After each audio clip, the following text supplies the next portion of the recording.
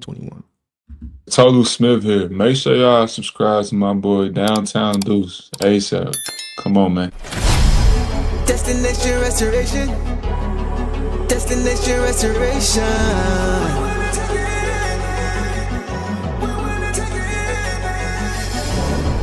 Destination restoration. Yeah, Detroit. Destination restoration.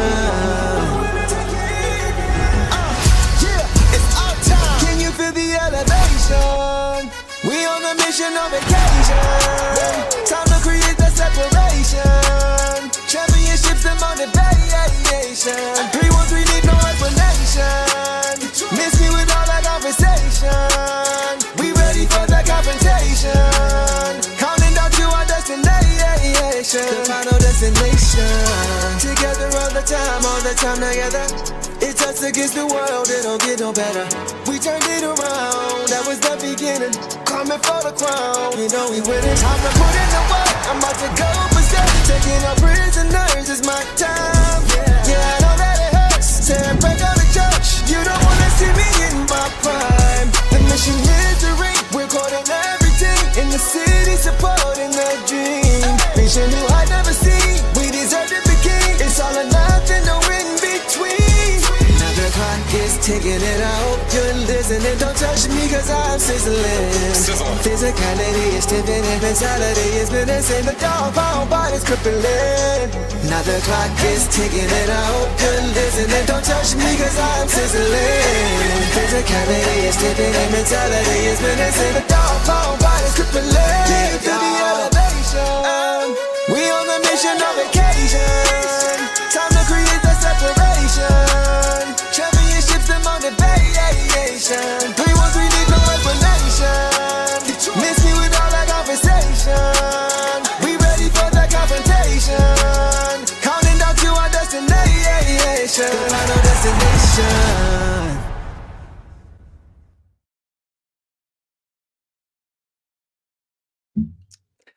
Detroit basketball.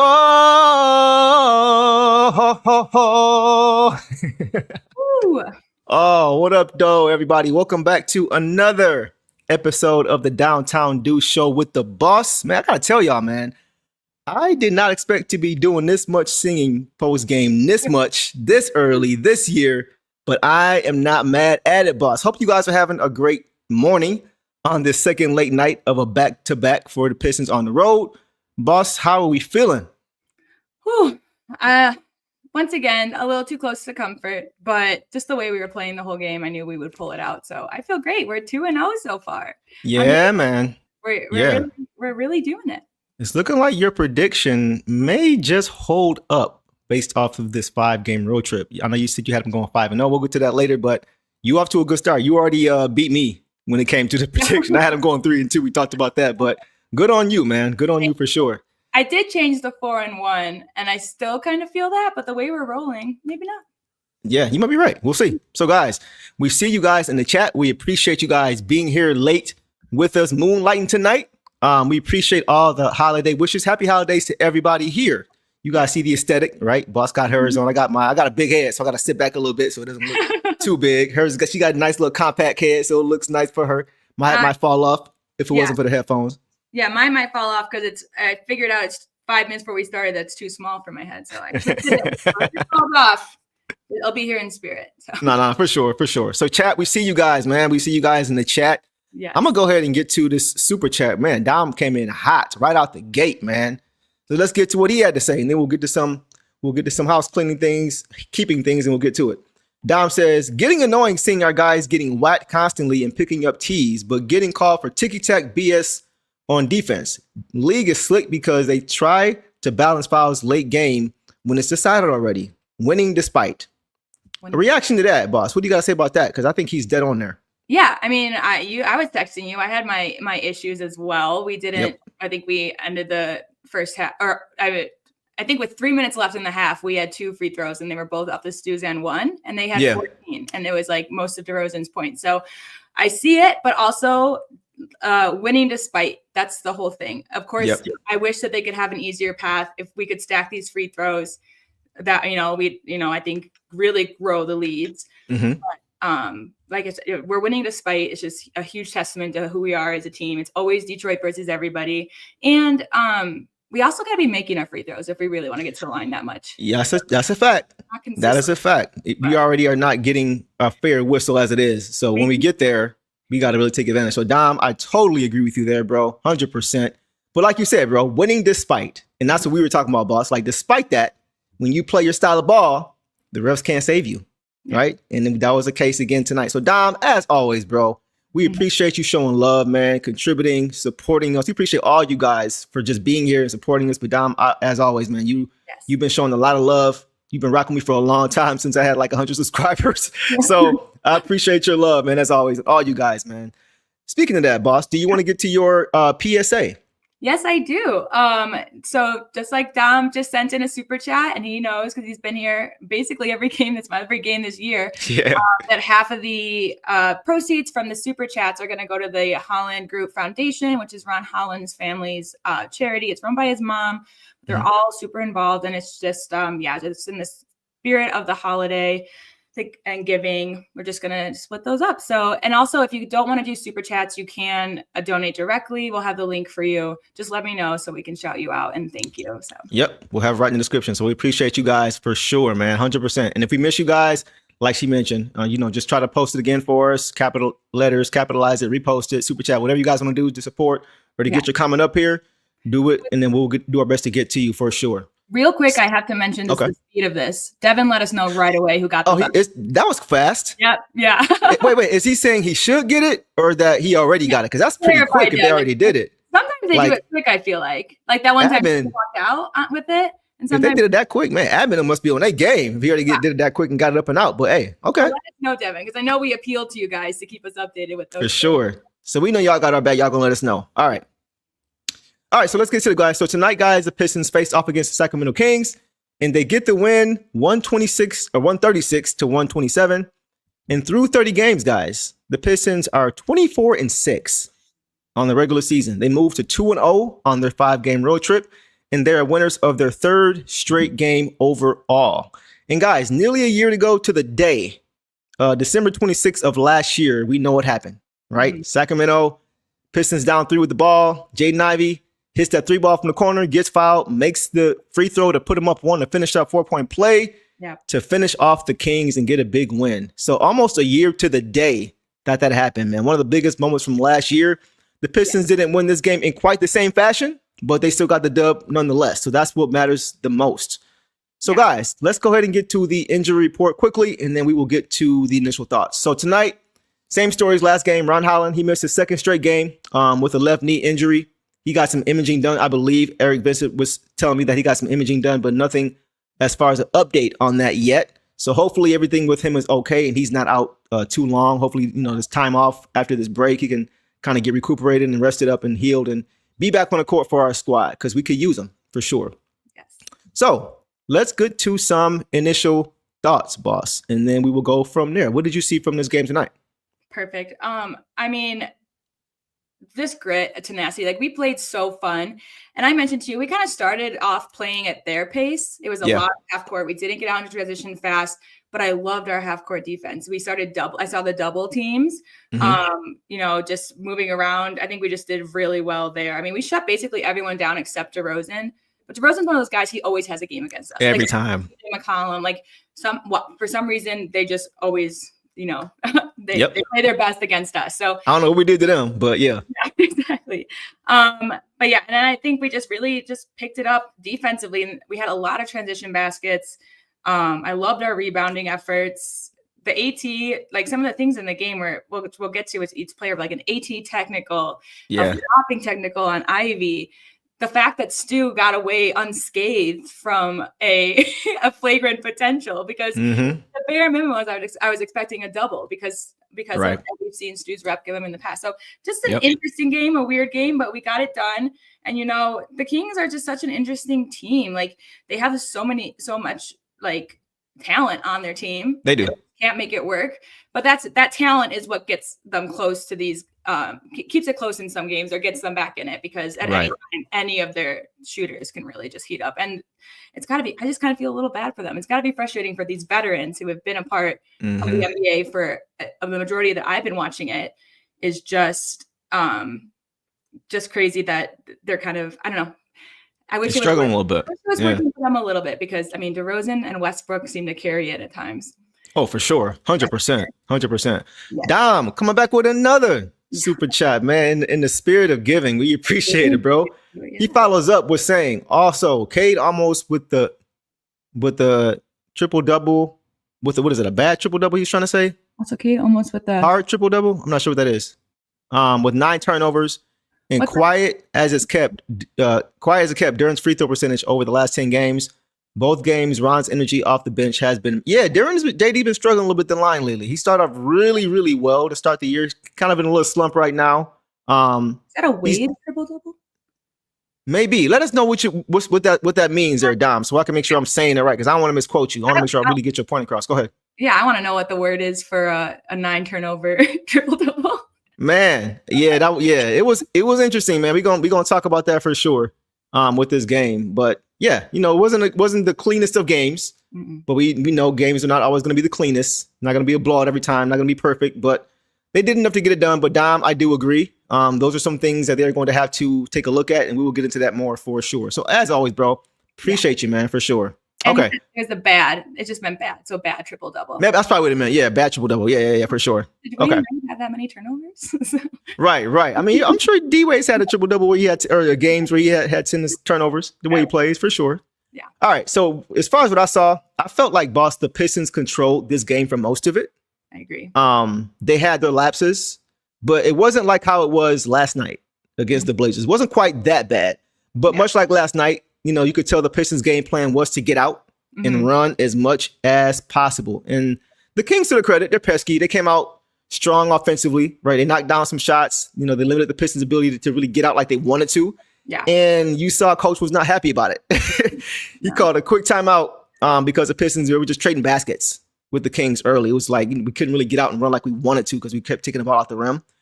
And you could see that Coach really wanted to get the guys focused on the defensive end of the floor so they can get out to their style. And they did. They responded. 15-6 run. They forced turnovers, got out in transition. The defense picked up, and they paid it off. They scored 37 first quarter points. I think that's the season high for their first quarter. So they locked in after that slow start, and that was good to see, boss. Yeah, and I think Tobias said it on the interview or something that JB used a few choice words that he couldn't repeat to kind of motivate them. And it worked. And they play with such passion. That's another reason why the foul non-calling, it bothers me, but it also doesn't, because it seems to help drive them sometimes. Yeah. So I'm just glad that they snapped out of it, because after that, from that on to like the end of this game, it was just fun basketball watching them play out there. It was so fun. Right, for sure. Whoa. Camille coming in hot, bro. Sheesh, man. Hey, listen, bro. And you're relatively new here, but that's why I just want to shout you out, man. This is really nice. I really appreciate this support from you guys, man. This is incredible. Yeah. I'm really excited just for how we're going to be able to divvy this up and really donate it to the Ron Holland Foundation. And this is going to be nice. This has been really, really nice, guys. So I appreciate you, Camille. Any more comments you have that you want us to see, man, I'm going to have my eye on it to make sure we get to you, because that's a very generous donation. And once again, we appreciate all you guys' support. Camille, really, really appreciate that, brother. 100%, man. We appreciate that. So let us know what you thought about this game, bro. Give us some comments on this game. What did you see in this game? Let's talk about it for sure. But thank you. 100%. Once again, man, we appreciate that. So sweet. Also, what I saw in this game, there was one thing that I wanted to see them do that Jalen Duren talked about post-game of the last game in the locker room after the win. And because he got the belt. And he just said, next time, let's keep it going. Let's not play with our breakfast next time. I thought that was big, because that means I like that. Put them away next time. Don't play with your food. Take care of business, right? Yeah. They were up 21 points last night, and they let the Blazers take a 1-point lead late. And tonight, they were up 24 in the first half. And just like last night, boss, they led by 17 at the break. So I was watching to see how they came out in the second half. Right. They dropped 37 in the first quarter, and they followed it up with 38 in the second quarter for 75 first half points, which is the highest of the year. So go ahead. I just think, again, with, like you were saying, the offense just really just popped off in the beginning. And I think that's kind of what just slowed us in the end. We were just kind of went a little cold, like teams. Yeah. But the offense that we gave in the start helped carry over to that. Like instead of starting slow and then having to catch up. Yeah. Now, we had enough of a cushion to stay ahead the entire game. Mm-hmm. Yeah, Dominic says those fourth quarter turnovers were killer because they took care of the ball for right. They kind of undid a lot of the work that they did in the first 3 quarters in that fourth quarter with those turnovers. So we're definitely going to get to that for sure as well, bro. 100%. And then one more thing I wanted to get to as well was, much like the first half, they were a little sluggish to start the second half as well. Once again, just trading baskets with the Kings. And once again, JB called timeout again immediately. And it's funny because Tobias Harris said at halftime that coach had some choice words with them after that first timeout, and they got on it. So, but much like after that first timeout in the second half, again, they locked right back in. They woke up and they got back to their game plan. And, the Kings, they made an early run in the third, but they found themselves down 18 at the end of the third quarter after being down 17 at halftime. So I was thinking at that point, they may be a little bit demoralized because you saw them really make a push in that third quarter to try to get back. And to look at the scoreboard and to see that you didn't even make a dent in the deficit, but you were actually down more points and you were actually up to start the second half. I thought that would be demoralizing to the point where they're like, man, I'm tired, and we still didn't cut it to the lead. Yeah. But they fought. Man. I gotta give them credit. They fought. Like we kind of helped them a little bit with our turnovers, but they did fight. It's those veterans out there. Like those are the guys. What's up, Tom? Westbrook and DeRozan, like those guys, I expect the fight from still. That's that's a good word, demoralizing, because that's how I felt like when I was saying earlier, just how they must be feeling after just pushing so hard. And I think they're still on only 7 wins on the season, 6. I think so. I think it's 7, right? What? Yeah. And again, look at the roster, you'd be like, that doesn't make sense. Right, for sure. The Beast says, see how much energy we played with? Now that's what a non-rigged game looks like, right? And that's what we're saying. Like sometimes.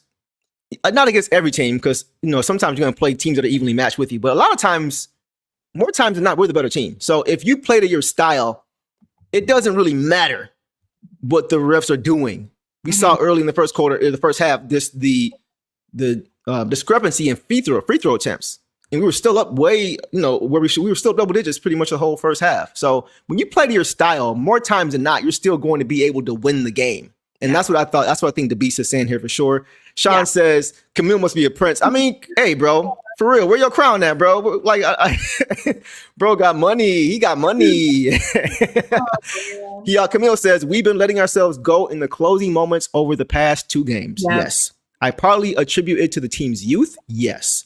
Hopefully we'll stop doing this. Yes, 100%. Yeah, I agree. Like early in the year, we saw like us really teams would get back into the game and they would threaten to win the game. Kind of like last night. Had a relapse last night, but we saw a lot to start this season. We'd be up, we go up, and then we kind of fall apart. Because I think you mentioned that don't we have the most wins in between close games, single-digit games, something like that? We lead the NBA in single-digit wins at 13. Right. But again, single-digit 2, 8. I would love to look that up. I'll write a note down to see, because I'm curious, because it feels like we haven't been as close, because we won quite a few. This is kind of like last year, where we had close games the majority of the time, but we were just closing them out. Right. So that's kind of what I feel like it's growing off of. And so I'm just curious to see. Last year, it felt more like 1 to 3 points. Yeah. Just on our toes. And then this year, I feel like it's more in the safe range, the 6 to 8 range, So, and speaking of 2 wins and losses, the Knicks lost tonight. So we're up 3 games. 3.5, actually. 3.5? Wow. Yeah. That's great, man. We've kind of held them off. We've kind of held them off all year, to be honest, because the first 9 games when we were 7-2 is when we took first place over and never relinquished it. We've been in first place since the 9 game mark. And at that point, we were up 1.5 games on the Knicks. So we're still holding them off, right? They're still playing well, but we're still holding them off. We've been consistent as far as wins and losses, and that's a good thing. So Camille, all 3 of those points I agree with for sure. And hopefully as this team continues to learn and grow from these games and wins, they'll learn from these games and not make the same mistakes and really just be able to keep their foot on teams' necks once they have the lead. So I definitely agree with all those points, Camille, for sure. Yeah. Nacho Nick, appreciate you, brother, says Bray Cunningham is a totally different player. Kind of sloppy in my opinion. Yeah. Like he had a stretch where he was like less than 3 or 4 turnovers for like 8 or 9 games. Yeah. Right. So really well. This is one of the first times in a while he's had this many. Go ahead. It's just kind of strange. Like it's just two different style Cade games that we've been used to this season. In the fact that he fouled out yesterday and then had a huge turnover game, which again, he hasn't had in a while. So he just, shakes it off. We got a little bit of a break now and finishes it even stronger. Yeah. I wouldn't attribute it to the braids. I just think he is just one of those periods. Yeah, for sure. Yeah, because I like the look. The braids with the headband. I think that's a nice little trademark look that he might adapt. Tom says, the Pistons won again. Yes. Hey, for sure. Love the Santa hats. Hey, we appreciate it, bro. Thought we'd try to change up a little bit considering the season for sure. So we appreciate you as always, my guy, Tom. All right, boss. Last thing for my initial thoughts.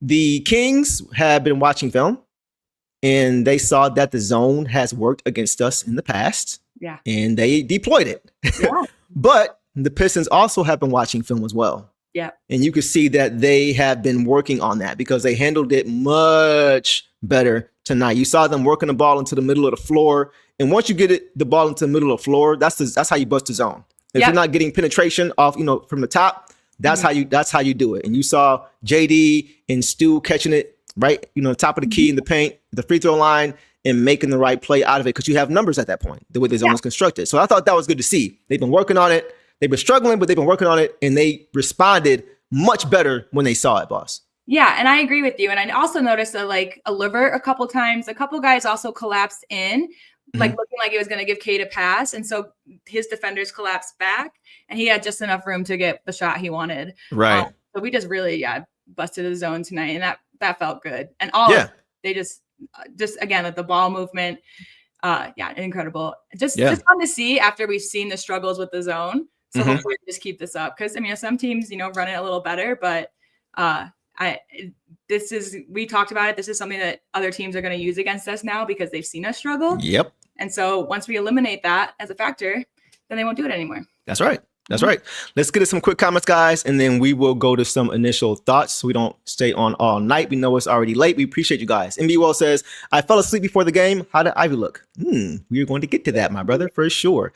Meg Hustler says, Trajan got to address some shooting with the Pistons. These scoring drops are getting annoying. I feel you on that. I thought the effort, though, kind of like covered up for it. Just like the effort on the glass and the boards and things like that was nice to see. Camille says, by the way, if my country had been a bit more helpful, you would have seen me the other day on the Pistons official account wearing a Pistons jersey with my country's flag on it. Yeah, for International Day. Okay. I saw that you got a jersey confiscated. Did they actually send you one? And that was the one that was the one they took, or was that a separate story? Because let us know. Cool. He said my country took away my chance to become famous. It's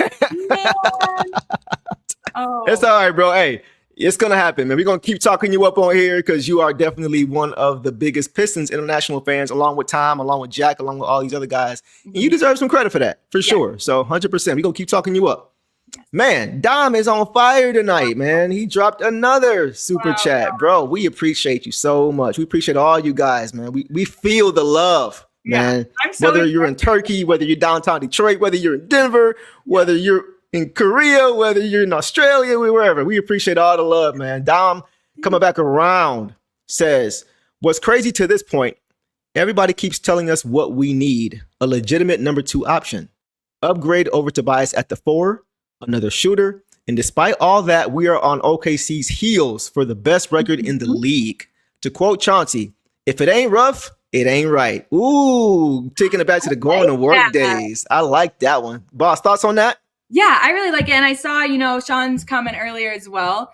I think, I think everyone was shooting very well, but then in the end, even Cade wasn't. He wasn't making free throws. He wasn't making shots usually made. So yeah, there is, of course, an argument for it too. We'd all want that reliable shooter. I think Ivy gave that tonight personally, and other guys as well. But yeah, I just think that overall it was just everyone went kind of cold after everyone was so hot. Right. And then also with the OKC heels too, someone else in the chat updated us that they also lost to the Spurs again. Again? because the Spurs beat them for the cup game. Ooh, right. That was who they lost to their last loss. So they lost to them. Ooh, I wonder if the Spurs are going to be to OKC what Minnesota is to Denver.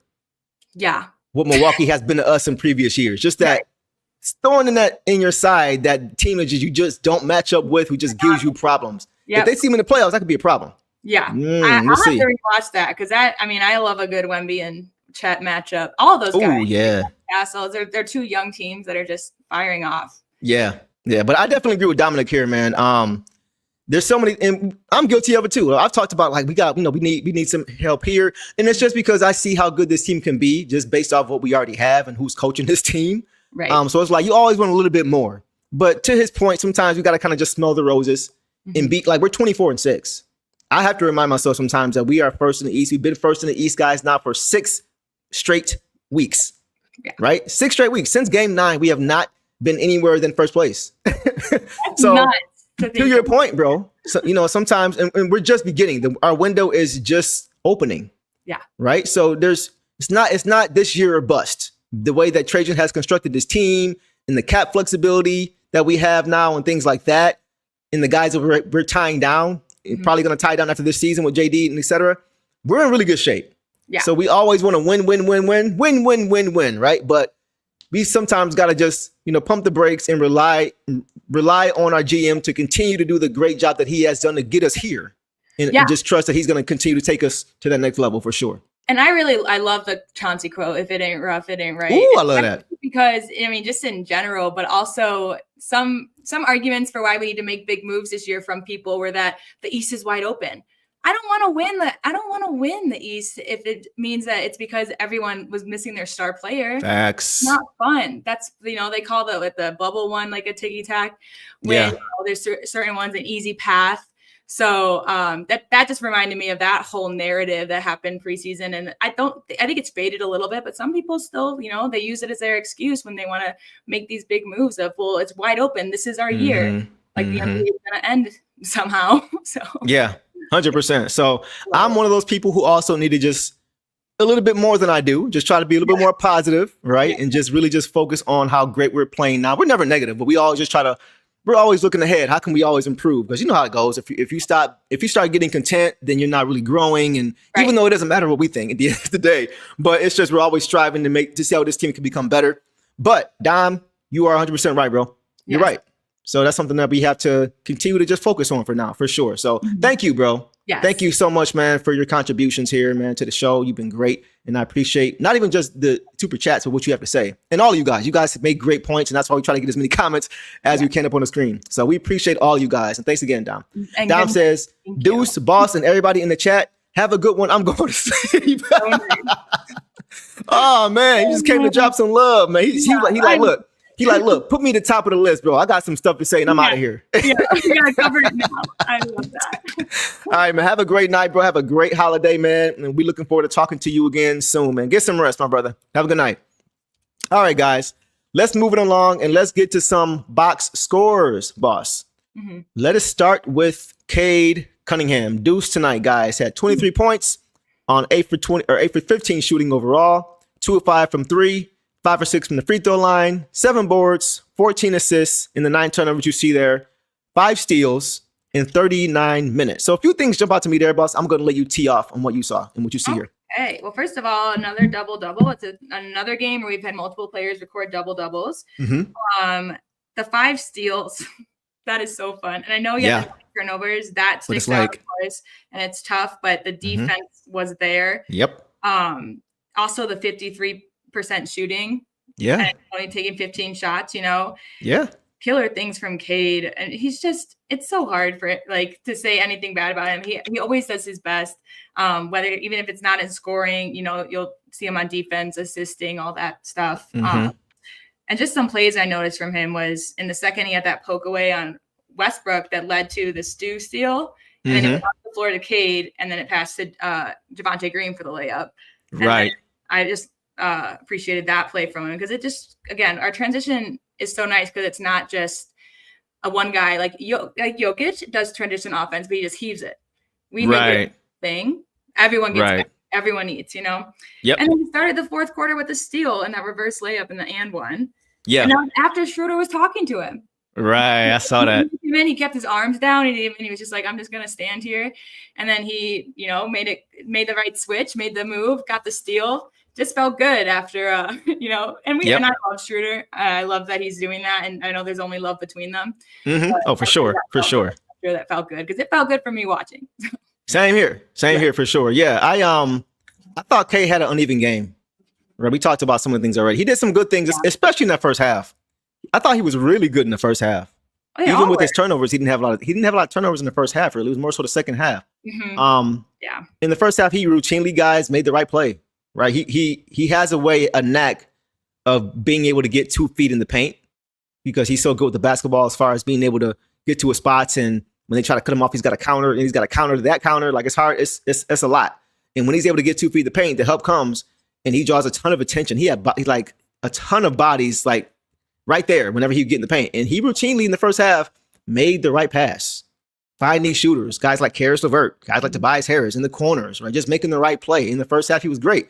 And then defensively, I thought once again, like we talked about the 9 turnovers, I think the 5 steals may go into that 9 turnovers. Mm-hmm. Not making excuses, but once again, like we said last show, I think sometimes he gets a little bit tired because he's overexerting a little bit defensively. Like he's going as hard as he can.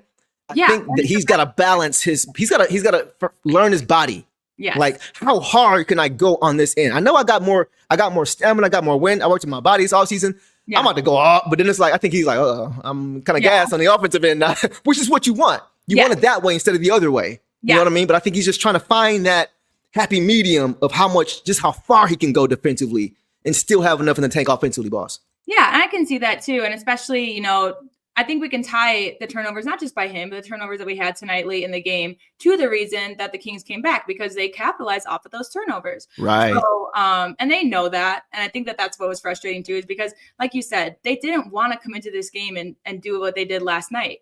Like that was not the intention. And so I'm sure they got frustrated towards the end too. Like, well, here we go again. And even Asar said it, I caught a little bit of the post-game interview and even he said it, that they're kind of getting used to closing these games out. So they feel confident, but they don't want to have to get used to it. Right. So I love the way exactly. That because that's exactly, what I want for them too, for my own heart as well. Yeah. I agree. Days, it might be a fluke and they might let it slip and that would just be heartbreaking to play, Yeah.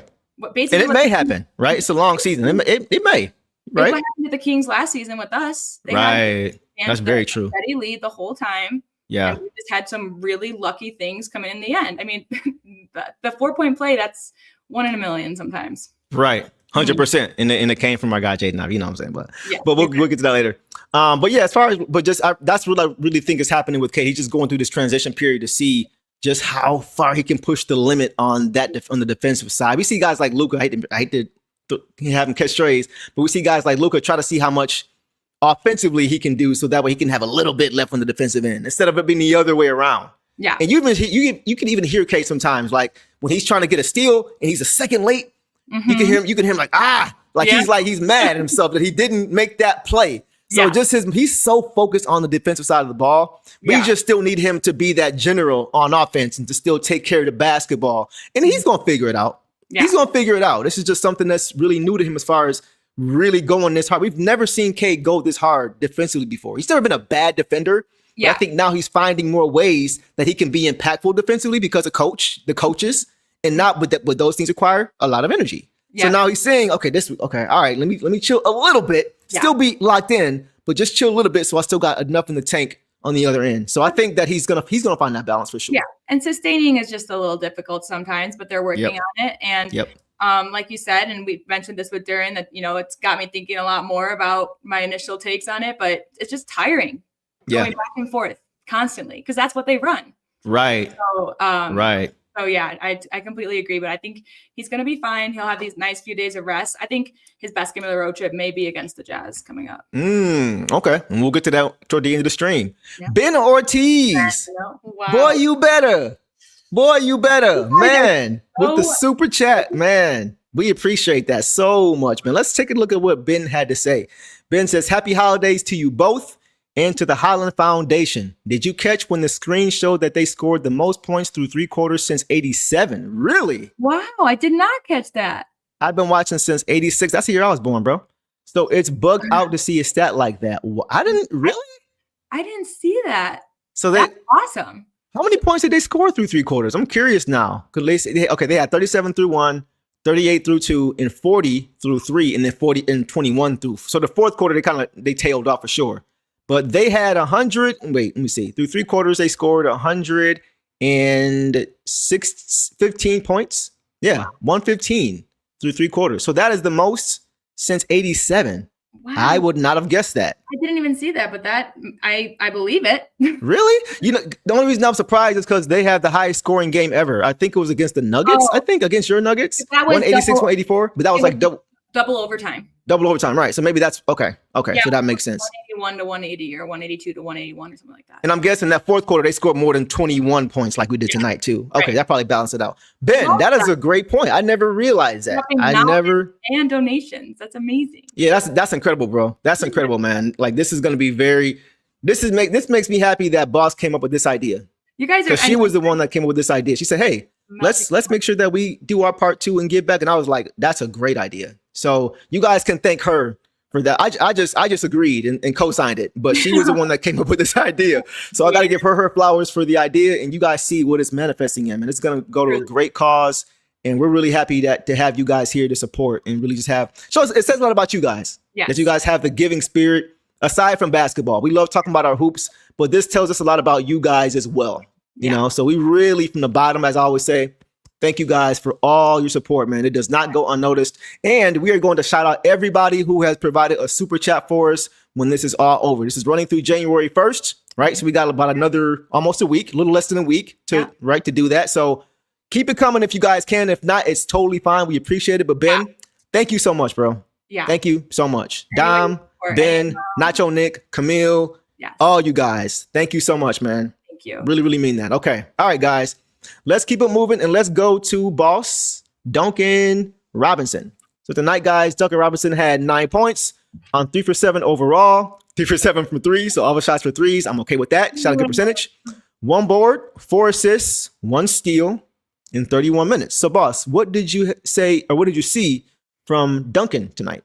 Yeah, I mean, 30 minutes or 31 minutes with just 9 points, you might just, kind of that's a little bit unlike him. We've seen him, do better, but I just saw a lot of defensive effort. I thought he was hitting those doubles really well. Like, I think that's how he starts to get more acclimated to his defense, even though you see the effort is by just helping on doubling.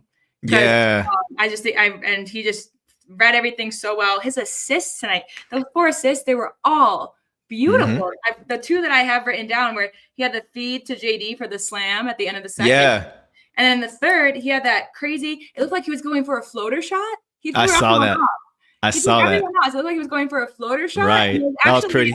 Arced pass to JD for the slam, and they were on the same page. Like, I just saw JD come out of nowhere, like almost like a whale out of water. Like, I was like, I'm watching this short. I'm like, oh my God, it's short. And then you just see Duran come in, and it was just beautiful. And I just want to see that from him as well. He just really, those 2 plays were very momentum building. For sure. So I appreciated what I saw from Duncan tonight. Sometimes I complain about a stat line like this with the amount of minutes, but he just really did his job on defense, I feel like. Got you. I got you for sure. Well said. Let's get to some of these comments real quick. Masher says 87 games, still the highest scoring game of all time. Okay. I'm so scared it's going to be broken. I just like that it's between my 2 teams. I know. Yeah, that's going to stay. Isn't it crazy? That's the game, like Denver, Detroit. That's hilarious. And then, the Bulls, Hawks were 152, 150 the other night. Yeah, right. At some point, it's probably just the way the game is going. Foul calls, the way the game is being officiated, 3-point bombs. You know what I mean? Yeah, blame Steph Curry because he's one of a billion, and everybody think they can do it. So it's going to eventually happen. Lil J Bud says it was in 1983, triple overtime. Thank you for that year. I couldn't remember if it was 84 or 83. So thanks, Lily J Bud, for that for sure.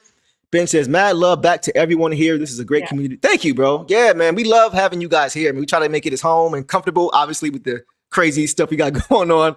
Try to make it as comfortable as possible so we can have fun, man. Yeah. I mean, I talk about you guys like a person. I'll text you and be like, right. Not right. This. Every time Harris makes a mistake, I'm like, oh my God, I'm going to hear it from chat. Right. Tom is silly, bro. Yeah. All I want for Christmas is time. Ooh. I'm just playing, y'all. It's late. My voice ain't how it usually should be. I apologize. I'm doing the best I can. Tom, you're silly, bro. But yeah, okay. So my thoughts on Duncan, right? We're on Duncan. Yeah, okay. Let's get to Duncan. So for me, I thought he was good, boss. I know I was on him early this year, with inconsistencies defensively and stuff like that. But the last 2 games, he's been really good. Yeah. He's been really good. I really can't even say anything. He's been great, man. Yeah. He opened the scoring, transition 3, right? Mhm. And like you mentioned it though, the playmaking, boss. We saw it last game when he came off that screen, pump fake, and put the ball on the floor. Perfect pass, picture perfect to JD for the lob. So Same thing tonight, man. More playmaking from Duncan Robinson. The Kings, they were closing too hard on him because of his reputation of being a good shooter. Yeah. But he can't put that ball on the floor and make the right pass. And it seems like they're encouraging him to do that because in the past, we see him catch and be looking to shoot. And when it wasn't there to be pressed on him, he wouldn't make a move. It would just kind of get stuck with him. So now it's like they're almost telling him they're going to be there for you, bro. They're going to be right there meeting you because they know you can shoot that ball. Yeah. So you got to be ready to make a play. And he's doing it. Mm-hmm. He's doing a good job of it, man. So I got to give him credit for that. One of those, he made it was a play where he put the ball on the floor after a pump fake and found a cutting JD for a throwdown dunk. It was a nice pass. Yeah. Right. Bounce pass right on time, on target to JD for a flush. So if we keep getting more of that, and then if he's able to balance it out, because eventually the game plan is going to be, okay, we got to make sure we don't close out too hard because now he's putting the ball on the floor. So he's got to make sure when they lay off a little bit and don't close as hard, he's still letting that thing go. Yeah. Right. So just to keep him honest, playing chess with him. Yeah. It's speaking to the team's chemistry because we mentioned it, like Duncan and LeVert, both when the season started, they were new. They didn't run the floor very well. They kind of stayed in the same areas. Like Duncan seems like he's just on it because he knows exactly what's going to happen. I think he's just adjusted so well. We've mentioned that before. Yeah. But just tonight, again, apparent to where he's like, okay, well, if coach is going to have me out there and I'm not hitting my shots, I'm going to do what I need to do. There you go. And there are just a good number of NBA players that don't feel that way. Yep. They kind of have one thing and that's what they're meant to do. I think it's changing a little bit. I really like all the young guys coming in. Yeah. But when your coach asks that of you, make sure that if I give you these minutes that you're out there and you're doing at least something. Exactly. That's the key. That's the key. Because we always say that. Well, it's 31 minutes, 9 points. That's not really indicative. If you can't look at the points. You got to look at the things he was doing and the gravity that he was causing and how he kept the defense off balance to get other guys' shots was added to their box scores, things like that don't really show up as often. So I'm okay with the 9 points in 31 minutes because of the things that he was doing outside of scoring. And that's what we talk about. Guys like Ron Holland, Javonte Green, Stu, the ultimate box score deceivers, right? He was one of those guys tonight. He was one of those guys that was a box score deceiver. So I give him a lot of credit, man. And he shot well as well. Like he shot 3 for 7 for 3. Yeah. So he's just playing to his game. And it wasn't like he was playing to his game and just couldn't hit shots. He made shots too. Yep. So exactly. I can't even say anything negative at all about Duncan tonight. I can't. 3 of 7 is, 42%. It's huge. And I just want to get to this by J-Cut 707. Just got home from the game. Always good to see a win. That one game a year, I get to see them live. Hey, that's me. I mean, I got to fly home this year and go to LCA for the first time. But usually the past 9 years, that's been me in Denver. And this is only won once. So I know how great you must be feeling right now. Thanks for bringing the good vibes and the luck. For sure. Especially in a place like Sacramento. I kind of love their beam celebration. A little corny, but a little fun at the same time. I like it. I ain't going to lie. As long as they ain't getting sales, they can light the beam all they want. I don't care. Go ahead and light it up. So just shout you out because I bet you're on just cloud 9 like I was. Shout out, Jacob, for sure. We appreciate that comment. It's hard to be in enemy territory. Let's get to Asar, shall we? Yes. Asar Thompson, guys. Asar Thompson. Asar, Tasmanian, backbone of the defense. Thompson, y'all know all the nicknames I come with. Y'all know. Tonight, guys, he had 19 points on 6 for 13 shooting overall. 7 for 10 from the free throw line, which is good for Asar. Right at that mark that Eric Benson likes to see him at, right? Yeah. 6 boards, 2 assists in 36 minutes. 36 minutes. So, boss, what did you see from Asar Thompson tonight? Well, just the free throws real quick, because you mentioned it. They tried to play hack Asar in the end. I saw that. Yeah. And he made them both. And I was like, that's how you end that immediately. That's how you put a stop to that game plan. Yep. So that's just huge. And I'm sure it's just huge for his confidence too. He wants to go out there and as he gets there to the line more, which he tends to be doing. Yeah. That just helps with his, consistency and making those shots. So this came up big there. He was just aggressive again. Started the game aggressive, just rebounds, pokeaways, just great cuts to the basket for feeds too. Like he would just come out and he'd get there. he had the nice jump shot in the fourth, which Yes. just because he had been bringing it to the basket or like passing it out. Mm-hmm. He made that so confidently, and it's just so crazy how high him and his brother could just jump straight Oh up. my Like Lord. no like momentum. They're just standing there. They really get over everyone. For sure. And then, he had a valid argument with that one foul where the guy used, I don't know, I forget which guy it was, but Clifford maybe, or Cardwell. But Is it? Yeah, Caldwell, I think his name is. Is it Caldwell? Caldwell Let me or see. Clifford? I'm gonna look it up. Yeah. It is It's both of them, but I didn't know which one it is. Cardwell. Cardwell was it? Okay. Yeah. So Cardwell, used his face for leverage for that block. And Yeah. Literally pushed his head down to elevate. Then we went on like a 16-0 run after that. Like it was crazy. I don't think it was that high, but it was just nuts that, not only did that amp him up, like we knew it would, because I told you, I was like, I love that actually. Yep. Because I know he's not going to get another one.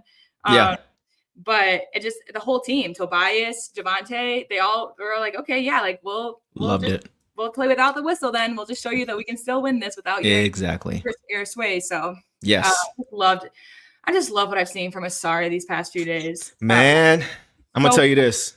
I agree with you. Sean says, give me that Thompson. Right. And Tom says, Asar, another tech. He's starting to show his inner. Right. Amen. I like it, bro. Like we said last show, angry Asar is a different Asar. Right. We know everybody calls him the nice brother. We talked to his brother, Troy. We got a chance to meet his brother, Troy, guys. Boss and I did about a month ago. Chopped it up with him. And he's like, bro, they're both like that. Yeah. They're both like that. It's just, it hasn't really come out yet. He said, but they both have that fire. And we're seeing it. For sure. Yeah. That immense stuff. I mean, I don't know. I love that hero throw that he had when him and Hero went at it. That was wild. I was like, that's when I was like, oh, he different. Okay. Yeah, I was like, I'm watching back in time to the Pistons bad boys, but facts. So it's just exciting for Asar to see, and the fact that he also just channeled it into better play. Yeah, he has been ejected for 2 techs before, right? Or is it Asar for 2 techs this season, or was that just the one where he got immediately ejected at the rack? Yeah, that's the only one where he just got him boom, boom, back to back. Like once he got the tech, I was like, he's not going to be dumb enough to get another one. For sure. Use it to motivate him. They all did. They all did, especially Tobias. He's so funny. Like sometimes I just see Tobias as like the unk, like he's just he's literally unk for sure. My young guys, let me show you, Right. Let's get to some quick comments. Crutz, what's up, Crutz? Crutz says, we got the better, to quote JD, I think he said this last time, to quote JD, we got the better Thompson twin. Yeah. For sure. Masher says 14 games, 1 night. It's crazy. Yes, it is for sure. D. Davis says, I noticed that Asar is actually bigger than I'm. Yeah, he's bigger. He's neither one of those guys are really like wide. But from the profile, he's more cut. He's definitely more compact for sure. And Sean says the Thompson pairs are the cockiest people ever. Go ahead, boss. Yeah, I was just gonna say with the Asar and the men thing, if you do watch a men's game and his like schemes that they run, they're a little bit more offensive. Like Asar's built a little bit more defensively. The men's built a little bit more for that offense, but which makes sense. Obviously, they both can explode at both ends, and they're both great defenders. But that's just what Dee was saying, and that's what I've noticed as well with just the build it is. I see why D be looking. D be watching. Yeah. D be spying. She be scouting low key. I see you, D. I know I'm on to you. I'm on to you, D. Sorry though. So what I saw from Boss guys, Boss, he's doing a really good job on the glass. He's really just showing off that he's not the tallest guy or the biggest guy, but he can play so much bigger because of his bunnies. Yes. Because of his hops. And he's been all over the glass, offensive and defensive. And he's also been a presence in the paint, like helps ID, swatting shots, altering shots, tapping the ball out so they can't get it extra possessions. Like he did a really good job tonight of challenging at the rim, just being big, just playing big. And offensively, he wasn't perfect, right? I think he had a good game offensively, but you can see, you mentioned it, boss, he's getting more comfortable. Yeah. He's getting more comfortable and more confident in his offense. Like, and not even just finishing, boss, like, when the ball finds its way back to him on the court, like late in the shot clock or whatever, in the past, you would see him kind of like not really know what to do.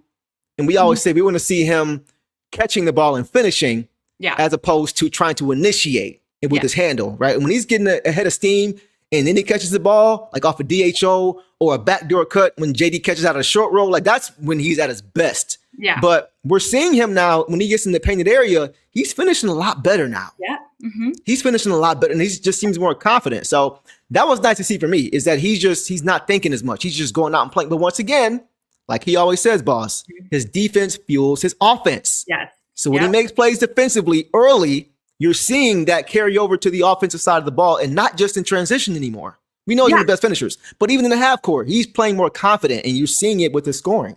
Yeah, and I mean his rebounds were split 4 offensive, 2 defensive. He had no turnovers. As a guy that I know ran the offense a few times, especially in the start to keep Kate off ball. He just, and like you said, I feel like he's creating his shot more, but it's more reliable. Like you're saying, let's finish at the rim, but now I do trust him to finish a little bit out. Yep. And it seems like he trusts himself. So this just keeps this up. He can just do so much more going forward. Like this is just, these types of games from him are just huge. I agree. And we usually do see, most of it, but it just seems like it's been consistently aggressive these past. Yes. That's the key. That's the key word. His aggression. Like he's not hesitant anymore. Yeah. He's just going. He's not worried about mistakes. He's just going and not thinking and just playing the game. Yeah. And that's the biggest thing for him. And once again, boss, last thing on Asar, I caught, as I was setting up here for our show, I caught the end of his post game with Natalie Kerwin after the game was over. And he said that coach wants us to create turnovers and push the pace, which we already knew, right? Yeah. But then he looked up at the scoreboard and he said, we gave up 127 points. That's way too much. We got to be better. So all these guys, they know the game plan. They know what they have to do, right? Yeah. So like you hear that from Asar. Of course, he's a defensive demon. But you hear guys like Tobias Harris saying it, right? You hear everybody saying it. Everybody's bought into this. So it's just nice to hear the things that we've been saying. Not that it started with us, but it's just nice to hear that they're looking to play that way. And all of them are looking to have that mindset to start on that end and let it lead to easy points for everybody on the offense instead of trying to manufacture it in the half court when you don't need to. Yep. I really like that take too, because like you said, it's just at their forefront. It's the first thing it's the first thing they question. Well, what could you have done better? Well, we could have gotten more stops. It's never like, oh, we could have, made better baskets. It's always about the defense. It's always about what we could have done better. And I mean, again, just love to hear that from him with the 1-7, because back to that Bulls Hawks game, that score those kind of scores make me sick. Like, I agree. This is not fun I don't think this is fun basketball. And I think what we did tonight was fun basketball because before I'm actually kind of surprised they didn't have steals or blocks today, but it felt like he did. Right? Like you said, deflections, pokeaways. Yes. I mean, I had some pokeaways written down. Like he was disruptive, just not the box score. So yes, 100%. Let's get to some quick comments, and I'll make a final comment on the side. We'll move on. Coach Sterling says we will catch up to OKC by year's end. They play San Antonio again Thursday, Christmas Day. Somebody said that earlier too. Then I think they'll lose one more after that. Who knows? It could very well happen. To be real though, like it'll be cool if we did catch them. I'm worried about the playoffs though, because I always go back to this. When we won our championship, the last championship 22 years ago in 2004, we only won 54 games.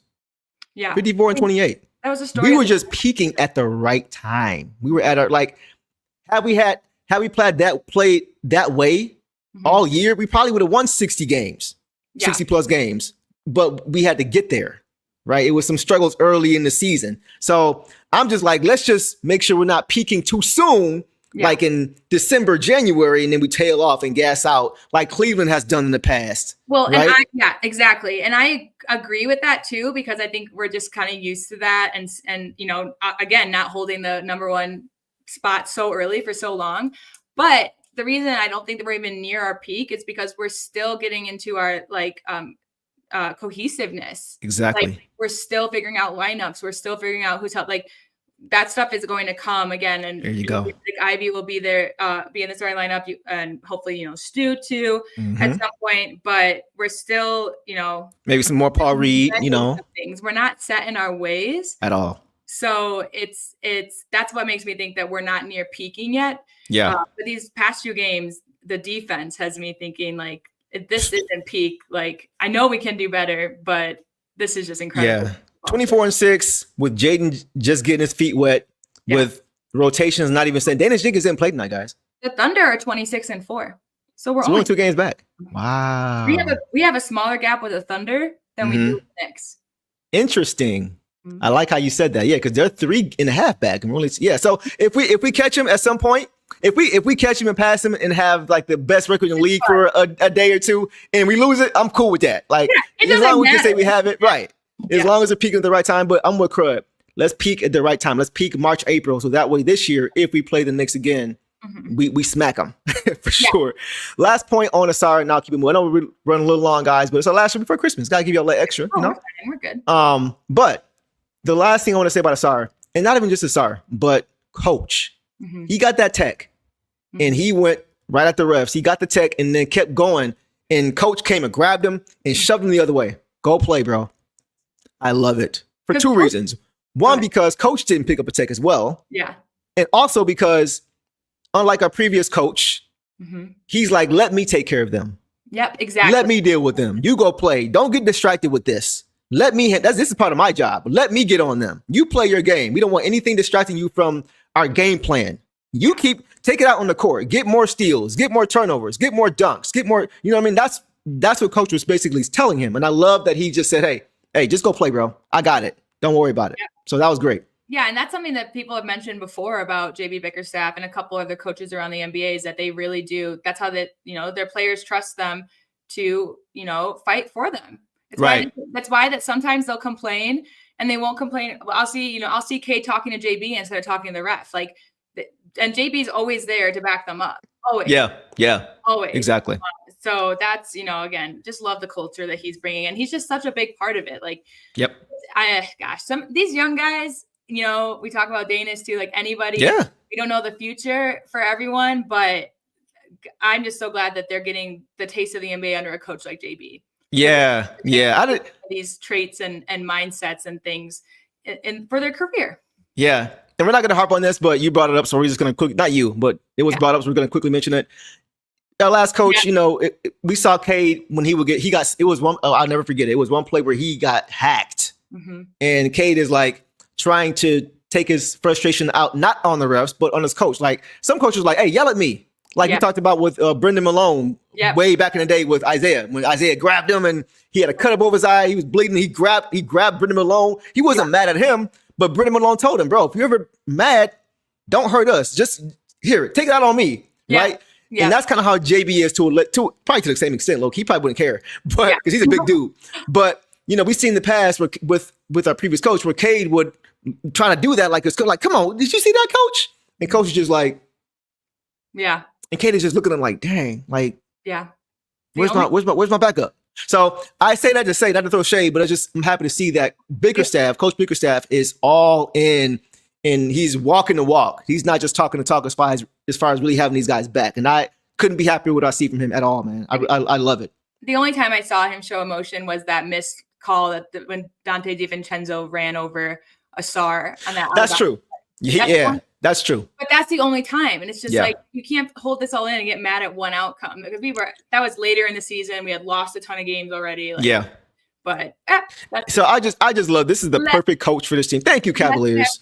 Thank you so much. Thank you, Cleveland Cavaliers players for not wanting a coach that holds you accountable. Because this coach is the perfect coach for this team because he holds guys accountable, and then the guys on this team want to be held accountable. That's why they respond so well, and the players in Cleveland didn't. You know what I mean? So we have the right guys on this team, and that's a credit to who brought these guys here. So it's just a perfect fit. Perfect match, man. That's why this team is so good. We have all the variables to really do some damages here. So we'll leave it there, guys. I want to spend all night. But for sure. I love what I'm seeing. Boss, let's go to Uncle T. Tobias Harris.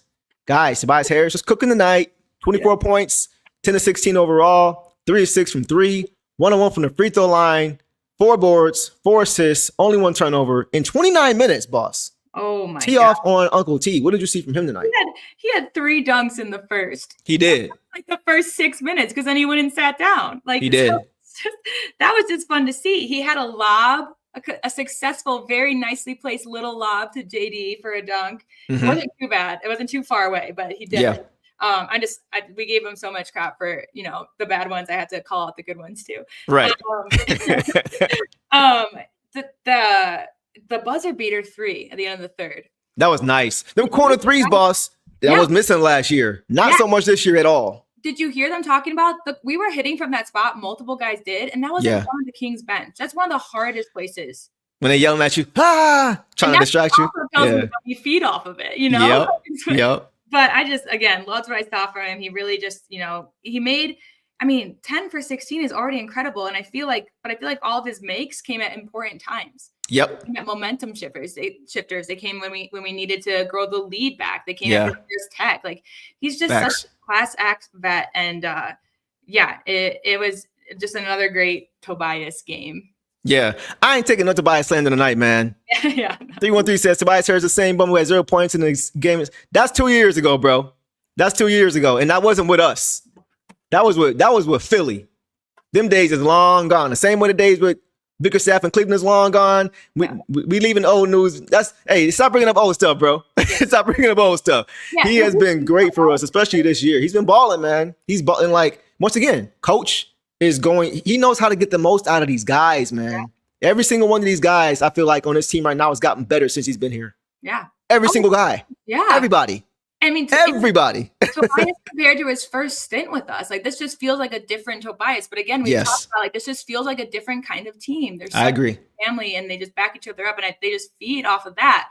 They just feed off of propping each other up, and the one in Philly, the vibes in Philly are not good. They have a couple good right. But like it hasn't been good for a few years with Nurse and Embiid, and like when you are with such a supportive team, this is why all of them are thriving and still being trusted. Again, like Tobias has had off games this season, very few. I feel like he's been very consistent.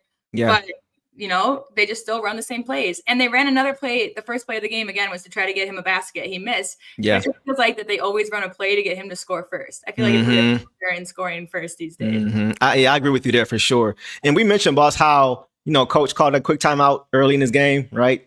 For the halftime interview, Natalie was talking to Tobias. And Tobias was the one that said that, coach has some, because she said, what changed? What did coach say to you? He's like, well, I can't say it on national. I can't say it here, but just know it wasn't pretty. Yeah. But he also said that the defense was the difference was the defense picking up. And Tobias said, not trying to play an offensive game. Yep. I love hearing that from him because even though Tobias isn't known for being a top defender or a great defender per se, that shows that he's bought into to how they want to play. And as a veteran on this team, that is important. And it has to feel good too, because, you've pointed out, just like I've pointed out players' flaws, you've pointed out what you see where his defense lacks. And so then it's probably just also reassuring to you that like, it's not that he's not caring. He's still, putting it out there. He still understands that it is important. And I think, he's still working on it, just like Duncan. But he can make big plays, and he always just capitalizes. He's another guy that just does what he needs to do when he's out there. Because if he wasn't making the shots, I don't think he wouldn't keep taking them. Right. Sixers got smoked by the Nets tonight. So I just showed you like, that's a microcosm of the difference in how teams are ran. The process is not being trusted right now. But like Crush said, haven't touched the conference finals. So for sure. I'm going to give a shout out to Jim here. It just says, just saying hi. Long day for me. Thanks for the play. We appreciate that, bro. Yeah, y'all know we're going to be here for y'all, man. It's late AF right now, but it's 2 a.m. at least here. It's 12 where boss is at. So for everybody here for the most part, maybe not Camille, but everybody for the most part, it's the next day. It's the morning after, right? Yeah. So we appreciate you being with us, man. Hopefully you will enjoy this pod as well. Yeah. For me also, was it just me, boss, or did it seem like Tobias tonight just had a different energy, like he dipped into the fountain of youth tonight? Yeah, it seemed like he just had a different bounce to his and the reason I say that is because we're used to seeing him, I was gonna say, you want to know why? Because that team is older than him. He's got Westbrook out there, he's got DeRozan, he is the youngin, he is the youth against the Kings. But we continue, and then I also love to give to a comment about him. Okay, gotcha. Yeah, I was just gonna say we're used to seeing Tobias get it done in the half court, right, in the posts. Yes. But he was responsible for quite a few transition points tonight. You mentioned the dunks. That's important, man. Like just seeing him, once again, just commit to the style of play. It doesn't fit his style of play to a T as far as getting turnovers and getting out transition because he's not known as a top level defender and he's older, right? But he's still trying to get turnovers and get out in transition. And as a veteran, that's big. So I just like to see that. That's a big thing from a guy who's a vet, who's one of the leaders of this team. And also, like, he's doing things that he's not always used to doing, like crashing the glass. Yeah, exactly. Right? Getting put back dunks. That's what I was gonna say. He's not getting back in transition, but he'll sprint from the perimeter. Right. And he tonight he was in transition. He had a dunk or two in transition. Oh yeah, totally. So but like like you said, fountain of youth. I think it was just being surrounded by once he wasn't playing guys 10 years younger. No, that's a great point though. That's a great point for sure. But him being 33. Go ahead. By Dante Massey 600. I love Toby, but I think we have to give the young guys outside of Cade some plays in the clutch instead of them making clutch plays off of broken plays or offensive rebounds. What do you think? Put it back up there for me. I'm going to read it again. I'm going to put it off. Yeah, but I think we have to give the young guys outside of Cade some plays in the clutch. So who would you have liked to see get plays? Are you referring to guys like JD? Guys like Asar? Yeah. Guys like Jaden. So for Jaden, he's on a minute restriction. So once again, we didn't see him in the fourth quarter, as maybe a little bit, but not a lot. Yeah. But not in the clutch. I don't think we're going to see him in the immediate future playing as much in the clutch as we'd like to see because he's on that restriction. But I'm okay with it, man. I'm okay with it because the thing is as long as the ball is moving, I don't care. I don't care because that's what I like about this team. It reminds me of the 04 team, the unpredictability. As long it's not really about, because of course we're not going to be able to run as much as every single time down the court, right? The game slows down sometimes in playoffs. Got to run some half court offense, but let's try to avoid that. Let's just try to play defense and get easy buckets. Let's move the ball in the half court offense. So that way it's not even a design play as to, okay, we're going to run this play. He's going to get the ball. He's going to score. What if that breaks down? What if that doesn't work out? So let's just run the offense, and whoever it comes to, let them just take the shot. That's where I'm at with it. And I understand where you're coming from because, you just want to see some of these young guys grow. They need the opportunity. We have seen that a little bit this season. Like that's how, Danis got here basically was some clutch shots when we had injuries. But I trust when I see Tobias in the clutch, I feel good. And we talked about it because I don't want Tobias out there for the defense. But he's usually been pretty solid at late baskets, I would say. And we definitely did tonight because Cade, it was like that Cade's usual fourth quarter presence wasn't there. Right. In terms of shooting. So the fact that Tobias was there to hold it down. So I do understand where you're coming from, but I do too. But I'm still good with Tobias in the end, unless it's like, and Tobias is the first person subbed if there was like free throws and we needed a defender. Like he would switch him out, So I'm glad that he was out there, and especially because he had a hotter night tonight as well. I agree. I think it's a good question. I think it's a fair question for sure. Yeah. I'm just like, let's not try to rely on that. Yeah. We'll cross that bridge when we come to it, but let's just as much as we can try to just stick to our game, which is because you see, like we score a lot more in transition than we do in half court. Yeah. Right. Yeah. That's who we are. 313 says, can Cade outplay Brunson in a Game 7 Eastern Conference game? That's the answer I want come that time. We'll see. I got to give Brunson credit. He's a good player. He's a good player. But Cade has ascended to a different level this year. Yeah. And I think once we get to that point in the season, when all these guys have repped it out more and more and more, and once he figures that balance out of the offense and defense, because I think his biggest difference this year is going to be, of course, clutch scoring and clutch plays, but it's defense. Yeah. I think that's going to be the biggest defense come playoff time with Cade, is how he impacts games defensively. I really do. I think this relates to your comments earlier about him kind of being tired, especially like today's a back-to-back. He seemed tired in the fourth, all this stuff. Look, Brunson was under Thibodeau. Like he's played almost every game is like a 45-minute game for him, Yeah. So he is a little bit more, I think Brunson can last a little bit longer and stay consistent than Cade. But like you said, you think that Cade's going to get better at that, and so do I. Like, it's just going to come on with time as he's going to get, more reliable as it goes on. And he has been like one of the best fourth quarter shooters this year. Yeah, clutch scorers for sure, 100%. So yeah, all good questions. Some of these things we're not going to know until we see some of these, because we haven't played the Knicks yet this year, have we? No, we haven't played them yet. Remember?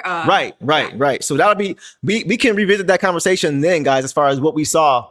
Once we start playing these teams, we haven't really played a lot of Western Conference teams either. We're starting to do it now on this road trip, but we haven't really seen it. So we're going to have some of these questions answered a little bit because it's still early. So not all of them, but we're going to have some of these questions answered, like how we stack up against some of these teams, the OKCs, the Denvers of the world. Did we beat the Rockets yet? We beat the Rockets, didn't we? Yeah, that was like we beat the Rockets. That was one of our first wins after like game 2. Because I remember because the Rockets they have KD this year, like they're very talented team, obviously. Yep. I just remember being like so excited, like, oh my God, we beat Houston. Yeah, big for us, big for everybody. For sure. So we'll get to have a better barometer of how we're looking against those teams. But I'm sure our guys are going to be up for those games because they know they have the best record, and they know that other teams know that we have the best record in the Eastern Conference as well. So I'm sure they're going to get up for those games, and they should be very, very entertaining, boss, for sure. So, all right, let's go ahead and move it along now, boss, to JD. Jalen Duren, guys. Tonight he had 23 points on 10 for 15 overall, 3 for 7 for the free throw line. 13 boards, 4 assists, 1 turnover, 2 blocks in 32 minutes. Boss, take off. What did you see on JD in this game? Yeah, I want to just talk about what I saw about JD tonight because, again, I've rethought a lot of things these past few games. But another 20-10 game, which is what I wanted from him, what I know he can do. And it's been like Kelster said at the beginning of the broadcast, just like it's been really nice to see him get back there and kind of maintain those numbers. Right. That's his back-to-back now. Back-to-back 20-10 games. Yep. That's beautiful. Yep. The 2 blocks were huge. Again, yesterday, he ran over someone on the – I don't know if was it him or Stu, or maybe it was Stu that ran over someone seeking a charge and got the basket, and he did the same to DeRozan. DeRozan should have gotten a flopping call, but for that, but right, exactly like J.I. did, right? And it's always fun to see. He brought all the offense at the start of the third. He had the first oh my God, first 10, right, of the third quarter. Yeah, and some of them, I think like half of them, not half, like six or so of them were assisted, and then he created his own too. He did so well. I saw him take a couple. He didn't make them, but I thought he took smarter, shots outside in the paint, outside in the mid range. But he's been working on. He didn't take too many, but the ones that he did take, they looked good. They didn't go in, but they looked better than. Like I don't know if you guys ever saw Ben Wallace try to take one, but it never. Those were love Ben, but it's different. He had that block on Achua after that loose ball fight. They were all on the ground, Westbrook, everyone, and he's blocked him. I think that was nice. He ended up getting the ball back anyways and scoring, but it was just nice to see because again, like that's just like if we have him and Stu producing that kind of stuff, and I just haven't seen. That's normal for Stu. That's like, oh, there's another Stu block, right? Ho hum. But the fact that it's in Duren's game more, he had 2 tonight. He was just a blast. And 10 of 15. And then the free throws, that was the only weird thing. It's kind of that's the only thing. Him and Asar kind of switched percentages. I know. Yeah. 70%. And that's JD's kind of sweet spot right now. And but you know what? Again, he made up for it in other ways. He had 7 offensive rebounds, 6 defensive rebounds, only 1 turnover, only 3 fouls. Yeah. Yep. Fun game from JD. Yeah, the free throws is the only thing really that I can even say. I mean, he did a lot. He did a lot of great things tonight. He was great in the paint on both ends of the court. Very active on those boards. We talk about that a lot. His rebounding, his offensive rebounding has been. He's going after everything, and he knows he's going to get hacked, and he knows there's going to be times when he doesn't get foul calls. Wasn't he bleeding tonight? Didn't he get cut up tonight?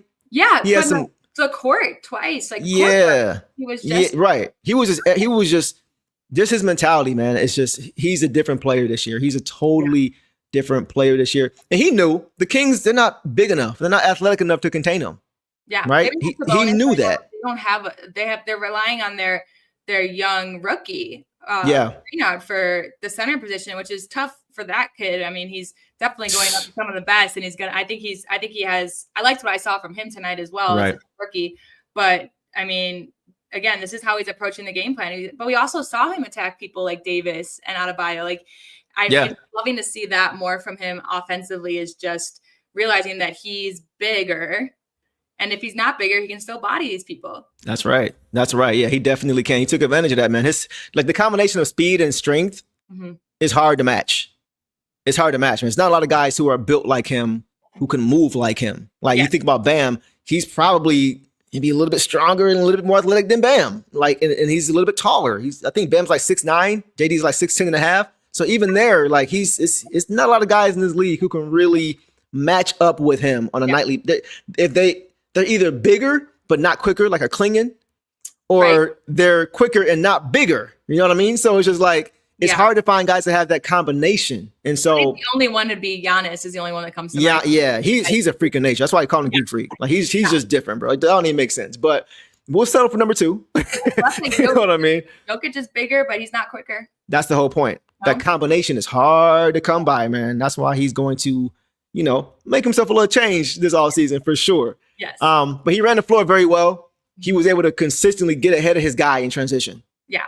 He just outran him. And that's effort. That's just sprinting down the court. Yeah. We didn't always see it before. We're seeing that now. And then lastly for me with JD Boss, his decision making. His decision making, man, and his vision. When he catches the ball out of the short roll, when they run a pick and roll, and K gives him the pass out of the short roll, he catches it, at the free throw line. He's got options. Yep. He's got cutters. He's got shooters in the corner. Wherever the defense is sinking from to help to him, he's making that right read. He did it over and over and over again. He found Stu in the corner, I think, a couple times, big to big, which I thought was nice. His vision is very underrated. His vision is getting better. And he's just showing he can do a lot of different things for a guy his size and at his position. That's going to be huge, having that other guy as a big who can play make. We're still showing it too a little bit. Yeah. And right? Again, that's why I was just so impressed also by his one turnover. Like he had 4 assists tonight, which is also big. Exactly. But like he had just one turnover because he's in the paint usually. Short roll. So he decides what he wants to do. He always finds it out. And I even saw him, when him and Stu were in towards the end, he wanted to get it to Stu. He tried to create it. Yep. Stu tried to create it with him, and he just changed course and got it outside, and it all worked out. So he's just looking really nice. I'm just looking real quick. I just wanted to say while I was looking at those stats that every starter recorded a point, a rebound, and an assist tonight. That's great. Over 2. Yeah, that's awesome. Wow. Talk about doing about committee. And that's that unpredictability, boss. That's what we're talking about. I'm going to say not even starter. Almost every player except Devontae. I'm looking now, too. You're right. He didn't have an assist, but that's it. Everybody else did. Again, everybody who played tonight scored at least 5 points. Team ball. Wow. That's what I'm talking about, man. That's good stuff. Ben Ortiz says JD needs to rock the headbands on his arms like Big Ben. Can you imagine if he had the fro? Yeah. What if him and Stu had the fros? That'd be crazy, right? Who do you think is more I think Stu is more Big Ben-esque. And I can see why JD is too. But I'd rather see it on Stu. I think for me it's a build. I think for me it's the build because Ben was a smaller center as well. Okay, so I think stature-wise, it's Stu. But athleticism-wise, I think it's JD. I think Ben is a combination of both of those guys. Wow, how lucky are we? Woo, we got 2 and 1, bro. That's crazy. Mentality-wise, we know just that fire, that dog. I mean, they both have dog, but Stu is not afraid to take it a little bit out of bounds sometimes, right? So yeah, they both have parts of him for sure. I just want to see them on the court together at some point, both with froze. Oh yeah, that'd be so fun. And again, I'm even thinking and then we got imagine if Ben could shoot threes like Stu does. Ben with their own also just different abilities. Yeah, exactly. Like it's crazy how because we know Ben can jump out the gym, right? He can hang in the air for 2.5 minutes. It seems like he could just hang in the air. We think about the play where he blocked Shaq. We just hung in the air forever and it came Stu doesn't have that, but he's so crafty. It almost doesn't even matter. Yeah. The blocks are just reminiscent for me. Duran's had quite a few blocks this year where he's blocked it and kept it in bounds or in possession. Yeah. Stu has done that as well, but Stu is more of get out of my house. That's what Ben was to me as well. I mean, Ben had a few catch in the air ones too, but yesterday when Stu sent that one flying, I was like, oh, this brings me back. I know. Same, for sure. Yeah. Sean says, we thought Sekou was going to be the next Giannis a few years. Yeah, that dunk on Tristan Thompson. I was like, oh, man, it's a wrap. It's a wrap. Oh, man. Oh, that was funny. Yeah, the Knicks lost tonight, Devon. We mentioned that. They're 3.5 games back, I believe Boss said, from us. So we are creating a little separation. Yeah. Crutch says, I think Stu is more Ben, Boss. Okay. For sure. Ben says, JD did have the fro the rookie year. I remember that. They show him next to Big Ben. I remember that, bro. It wasn't for long, but they did stuff. You're right for sure. And then Crutch says, we got Paul Reed. We didn't mention Paul Reed. We gonna get to him. He didn't even play tonight. That's the crazy. He didn't even play tonight, guys. No Paul Reed, no Dennis Jenkins. And we still, man, once April comes, March, April, even February, when, as JB says, we're getting better week over week, month over month, we're going to be scary, man. And again, like, it's a bummer we didn't get to see him, but that is just so crucial for the health of us on this road trip too. Yeah. Yeah. If any of our guys do get tired or, you know, not even tired, but foul trouble, well, tired leads to foul trouble. So that kind of stuff. Right. And I would, again, trust Paul Reed with my life to come Absolutely. in. So, man. Yeah, it's gonna be fun. It's gonna be fun. D. Davis says the Lakers lost too. The Lakers lost again. Hey, the Lakers lost again. That's funny. OKC lost. Yeah. She said, are we the only team that won tonight? Kind of feels that way. Right? Kind of feels that way. I'll take it. All right, boss. Let's get to some reserves so we can call it night and try to get a little bit of sleep. Mm-hmm. All right, let's start with we only have 4 guys playing off the bench. Interesting. So I noticed that and I liked it. I wonder if that's going to be something we see more of. Maybe not the same guys getting DNPs, but I wonder if JB is trying to just kind of get a feel for what a 9-man rotation will look like. So we'll see. Yeah. And again, with Danis too, he might just be saving him for the next few games, Right, because it's a road trip, so you need everybody because legs get tired, you don't get your rest, you're not in your own bed. It's a lot mentally and physically, so you could be right. It could just be trying to utilize guys and let whoever's going to play, just let them play.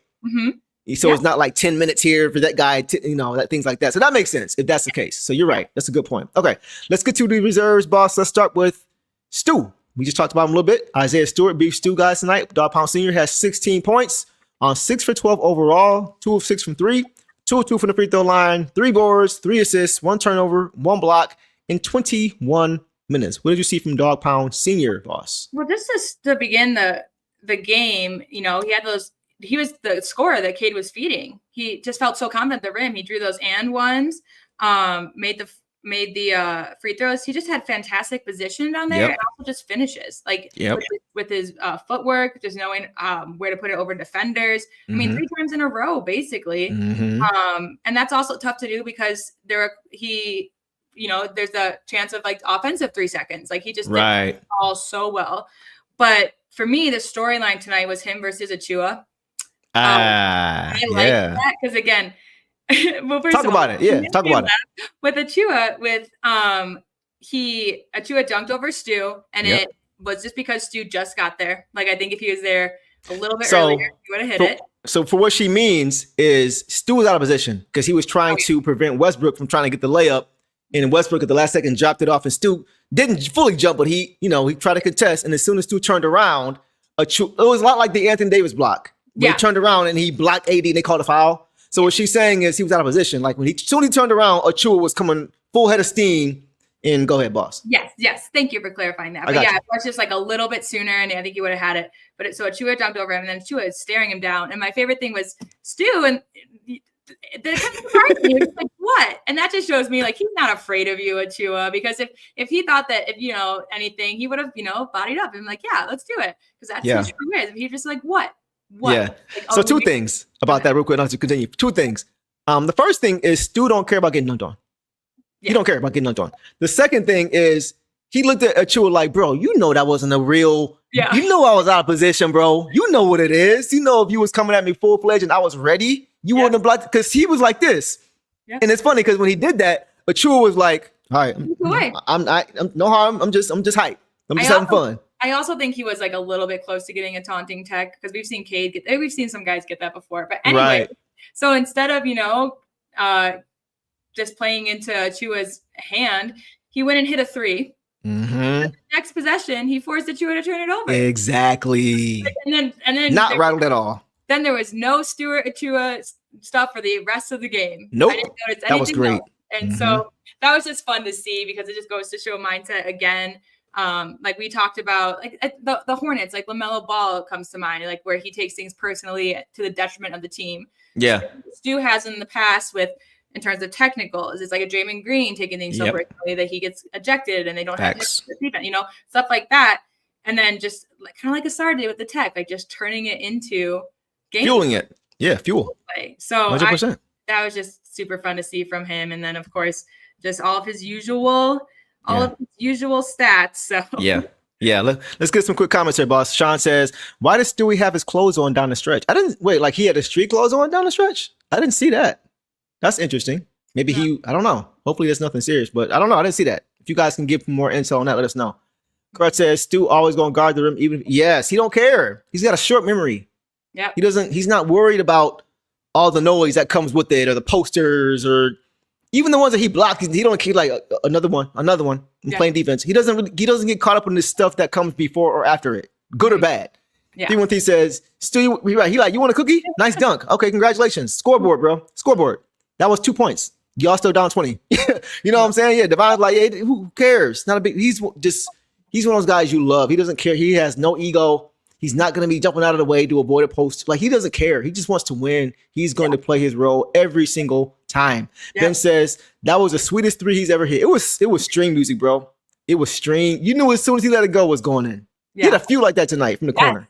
Yeah, that three ball was working. And I knew that it was going in because I saw, and everyone else knew because they moved and they've been on the offensive glass. And I saw everyone shift and they're like, yep, there it is. Yep. Even Stu, he's like, got it. So yeah, it's just great to just pull that out again. And there's nothing necessarily aggressive about Achua, I feel like yeah, not really. He can get hot from threes. That's the scariest thing about him. Yeah, so, I mean, he's a good player. He's not one of those guys. He's not going to be trying to start stuff anyway. I think he's just kind of like a lot of guys do that. They, Kay did it against AD. He dunked on him. Gave him a quick stare, keep moving.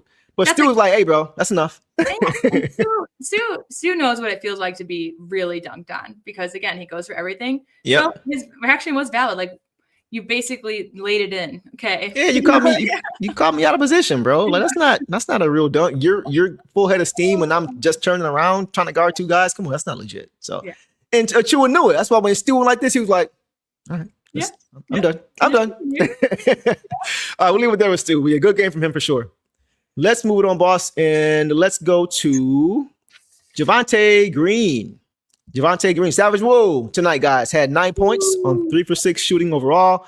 1 or 2 from 3, 50% overall. 2 or 2 from the free throw line. 2 boards, 1 turnover, 1 steal in 18 minutes. Take off. Yeah, he got most of his points and stuff in the second half. Yeah. The first half was just pure defense. I mean, he played 19 minutes, but when he was out there, you just noticed the defense. He's just so fun. Mm-hmm. In the third, he had that 1 3 that he did make was just so important. It was to extend the lead when they were on their run or to stop their run, basically. Yep. And then he forced Schroeder to turn it over by getting back to apply pressure. Mm-hmm. He hit that 3. And then he just got Schroeder off guard. He ran all the way back. He jumped in front of him, and it caused Schroeder to travel. Right. All of a sudden, there was a defender in front of him. Exactly. So that's just, again, just how he just runs the court. That he has so much energy. I feel like he would just do laps if he could. But that big dunk, too, that was much needed for momentum as well. So I think at the third quarter, it was the best for him. I just loved what I saw, and he got the Ron minutes tonight. Mm-hmm. Just doing again, Mr. What you need. Mr. What you need, coach. Yeah, you mentioned it, like the defense into offense. Like he routinely does that. He shows that two-way ability. We got so many two-way guys on this team. It's so fun. It's so fun to watch. We talked about it before, boss, but I'm gonna say it again. He is not a guy who's gonna start games, but he's a guy who's gonna finish them. Because he's a guy who's a connector. He makes the right play on both ends. He's just a heady player. He makes heads-up plays. Yep. He plays exactly to the way we want to play. And that's why this is the second game now, I think, in the last 4 where he's finished games. Yeah. Right? We've been talking about that for weeks now. Like, he may not, we were saying it before it was even happening. Mm-hmm. Right? Like, he may not start, but don't be surprised if he finishes. If y'all remember, we were saying that. And now we're seeing it more and more because he has the ability to help you close games, man. And those crucial free throws too at the end. The big free throws, like that's just clutch play. He doesn't hurt you. Not even nervous, as Johnny Kane was saying. He just exactly did it like it was no big deal. Yeah, when the Kings, I think you may have mentioned this, but when the Kings got the lead, when the Pistons lead was cut. Oh, I'm sorry, when the Kings cut the lead down to 9 in the fourth quarter, he drew that foul, knocked down those free throws like you said, and then drew offensive foul on the very next play. Just making plays. Exactly. Oh yeah, I forgot about that too. Right. So it's. Yeah, he's not. I really hope we don't let him go because he's just such a good bat. I can't believe that he's bounced around in so many teams, man. Right? And the Pelicans, the Celtics, the Bulls. Like, how did all y'all miss the boat? Right. was like, I don't see him, leaving. Like, it's kind of like with Danis. Like, we want to keep Danis, but he's so young and new in his career that, he has potential to grow his, money and wealth and stuff like that. Yeah. For his career. And Javonte, has been through all that. He's basically, I don't know if he's on a vet minimum with us, but he's in that range at least. Yeah, he's not making a ton. Yeah. So, you would hope, just like they kind of, the only person they signed back last year was Paul Reed for, cheap. Like, you would kind of hope that those guys are the priority as well, because these are guys that they are treating well and are going to treat well, especially for how they're performing. Yeah, we got a lot of value contracts. Crud just said he's on a minimum. Yeah. Paul Reed is on a reasonable deal. Like, it's tough for us because, like, of course, we want to keep all these guys. Like, from the GM, put a GM hat on, we want to keep all these guys at a reasonable price. But on a personal level, it's like, you want these guys to get their bread too. Well, that's that. So I guess with my comparison with Danis is that, like, Javonte, I feel like we would take care of him. We would, especially the way he's playing, we would seek to pay him more. If we wanted to keep him. Yeah. And for his age and his role, even though it is valuable to us, other teams might only be willing to offer him the vet minimum, So that's just like, I feel like we have better chance of keeping on someone like Javonte Green than we do for Danis Jenkins, because especially if Danis keeps going on with us, other teams are going to offer him more to come. Yeah. There's plenty of teams looking for a point guard, including the Kings. That's true. Yeah. That's true. Yeah. Good point. I think that's all I have on him, man. Let's get to some comments and we'll keep moving. 2 more guys after that. Jim says, all teams except the Pistons lost tonight that were anywhere near the top of the power rankings. Yeah. Can't take any win for granted except for the Spurs, right? Yeah, he said except for San Antonio, right? Yeah, so Spurs, great night for us. The Nuggets lost by 1 to Minnesota. Wow, so you called it. Mavericks. Oh, they played the Mavericks tonight? They lost 2 at home too. Wow. They've been struggling at home. 2 weeks ago. Yeah, but they lost to them by 1 point tonight. Another great night by, like, Nemhard, and Cooper Flag was just popping off. But I think the Mavericks, they're not necessarily near the bottom, but yeah, like OKC, the Knicks, I guess all the big teams lost. Yeah, that's good.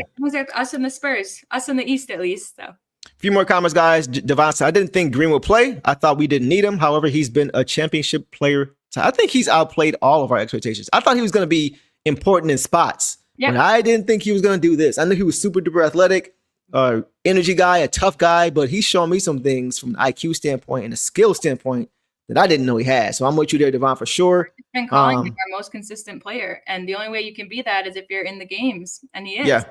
Yeah, exactly. Crutch says, hope we keep him. He's another player we need. Not gonna lie, I agree with you there. Devon says, I think he wasn't on winning teams, so the teams he was on didn't appreciate him. Kind of like Pistons Bruce Brown or Denver Bruce Brown. That's a good point. Sometimes guys can kind of get lost in the shuffle when your team isn't winning. Yeah. Crutch says, we got to pay. Yep. So we'll see how these things shake out, guys. It's gonna be interesting, but we have the right GM, I think, who can really can manage all this thing. I'm sure he's got a plan and everything. So we'll leave it there, guys. Let's go on to our last 2 guys, starting with Karis LeVert. Tonight, guys, Karis LeVert had 5 points on 2 for 6 overall, 1 of 3 from 3, 3 boards, 4 assists, 2 turnovers, 2 steals, and 3 blocks.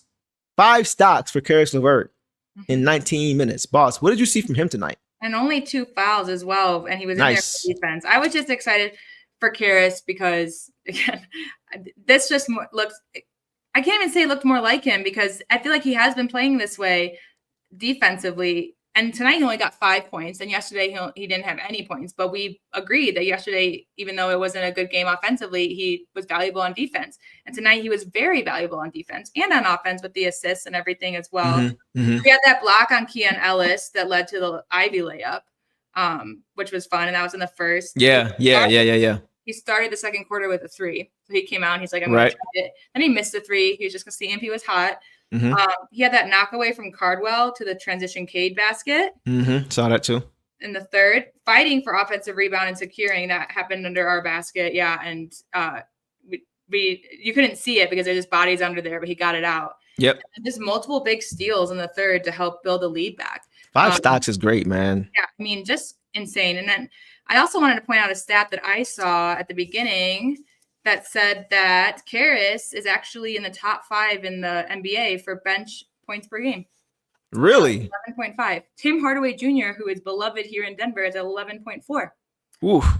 And so it just goes to show, to me, it just had me thinking, like, of course, me and you have been advocates for Karis. and the way he plays. I think it's just a little bit of the lack of consistency on offense. Some of the things we haven't seen, with the back-to-backs, the lack of just playing time, or some people like he has too many minutes. I don't know. And there's a little bit of a bias for Karras from the start, I think. And so I have to check my biases too, but I was just a little bit shocked by that because I know that he gets kind of a bad rep for his offensive output with us. But his defense today was just spot on. And I'm just, I hope that I think these 2 games on the road trip, the way he played defense, if that carries on, I'm happy with it. Yeah, man. I thought he played solid, man. I'm not gonna lie to y'all. Like I've been on him about his just the lack of consistency. But one thing that really hasn't been lacking is a defensive consistency. Like, and y'all know how I feel about defense. Y'all know I don't really care about if you scoring 25 and giving up 30, I'm not gonna be happy with you.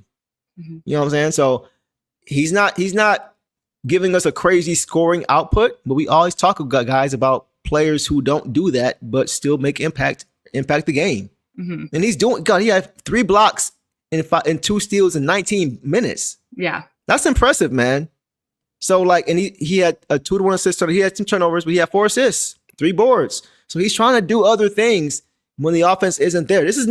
I'm not expecting his offense to look like this, 5 points a game the rest of the year. Like you mentioned, he's one of the top scorers off the bench. We talked about that too.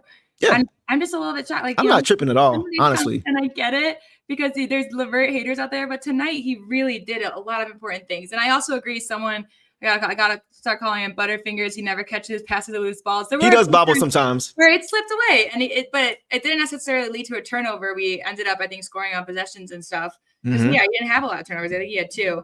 But he does get a little bit funky out there. He has to save himself or come to his rescue. But I just think tonight was one of his better games of late. I agree. I'm not mad with him at all, man. Like maybe I'm just looking for different things than other people. I'm looking at the defense, bro. I'm looking at the contribution on that end. That's why I like guys like Ron Holland so much, Javonte Green so much, Isaiah Stewart. That's why I like those guys because they're not always going to give you a scoring output, but they're contributing to what you want to do more than anything, which is play tough defense. We got scorers on this team. Yeah.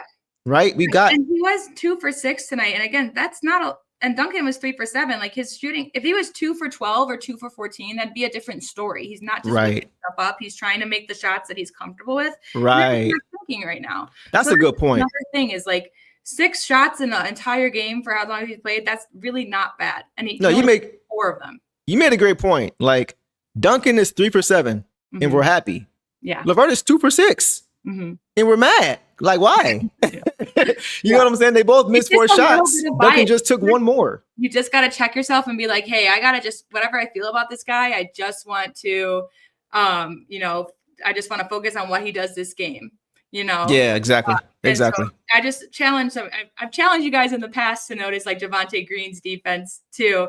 But I also want you to just, next time Karras plays, just focus him on the defensive end. Right. That's the focus, man. And honestly, I want to shout y'all out because y'all have been pretty fair. Like even within this conversation, like Crow was like, I wasn't feeling it. And we talk about it, he's like, okay, yeah, he plays. So yeah, exactly. So we can be real about it. Like y'all know we're gonna be honest. Like when they don't play great, we gonna be like, he didn't play great tonight. We ain't gonna BS y'all. We gonna keep it real. I thought tonight he was solid, man. Especially considering it starts with the defense for everybody. Our main guy in Cade is overexerting sometimes defensively to where he doesn't have enough offensively. So if he's doing that, I want to see everybody do that. Yep.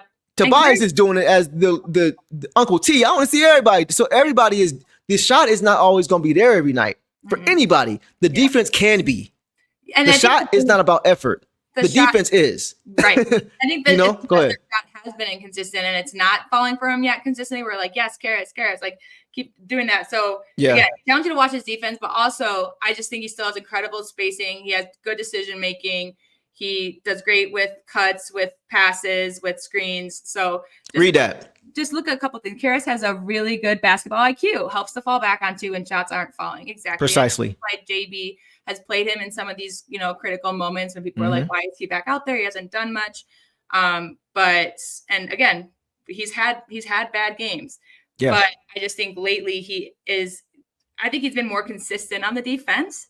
on the defense, but I think the offense hasn't been consistent yet. But I like that there's at least some consistency in something there, and that's Yep. I definitely trust him on defense. Yeah, he's not playing as to where he's not giving you anything. He's just out there getting cardio, right? Because that'd be a problem. That's when you'd be like, all right, you're not helping us at all, right? Blackheart says sometimes his bag of rocks has diamonds and gold in it. Look, very good. Just annoying sometimes. Yeah, exactly. Fair. And we can live with it for right now because he's not going to get worse as the season goes along, right? That's how I felt about like Fontecchio last year because he started off pretty hot with threes, and then when he would come in, it was almost a shock when they went in. Yeah, it was kind of a liability on defense. Yeah, so I get that feeling because sometimes he even did okay on. Like, he'd have blocks, he'd have good rebounds, like that's why he'd be out there. But then he'd miss all of his threes. But every time he shot it, I'd be like, "Oh, you missed it again." That just sticks with you. I think that's how it is. Some people are viewing Karras of like, oh God, like, is it going to go? Because he also, like, when he misses shots, they're not that pretty. Like, they never hit a rim out. They're usually offline. Yeah. A little off. But I think he'll find it, especially because now I'm seeing consistency grow in defense. So that just could apply that we're going to see a consistency grow in offense. There's just consistency growing. And that's right. That's all we can ask for him right now. If he's going to have is to just keep getting better and getting into it. Masha says, heading to Lansing in the morning. Good night, y'all. Good night, brother. Happy holidays to you, man. Be safe. Be safe driving, man, for sure. And make sure you have a great holiday for sure. A few more comments and then we'll keep it moving. Crutch says, I just expect some offensive consistency at some point. That's fair. He said he makes $15 million. That's fair. But here's the key. It's December, bro. It's December, man. He just got here this season. So we always say, last year, our vets who were here, who came in, they didn't play great to start. It took them until, late winter, early spring to really start to get going. So we got to keep that in mind too. Yeah, Malik started getting a little hot. Tim was on and off, so we just hit 30 games, right? So just barely over a third of the way through. Yep. And we have, 15 more games to the halfway point. So that's kind of when, again, we can talk about it. Just keep this in mind. When did we start really making that flip that switch last year?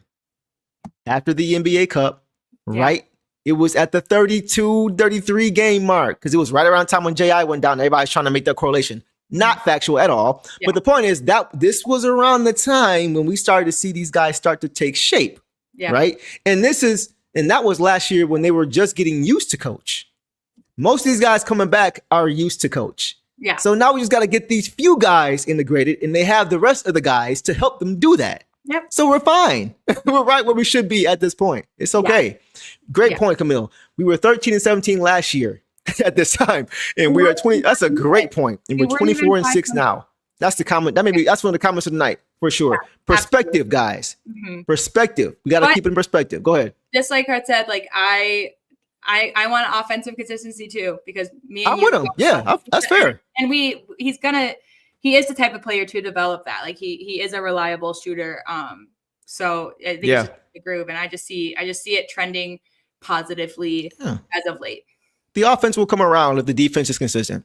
Yep. It'll come around. Yeah, so we're good. Last one. I think we overachieved, not gonna lie. We had half our lineup out early, and we found ways to win most teams. Right, exactly, bro. So we're fine. We're fine, man. We're in good shape. Good shape. All right, let's get to our last guy, guys, and we will conclude here. Jaden Ivey, guys, tonight.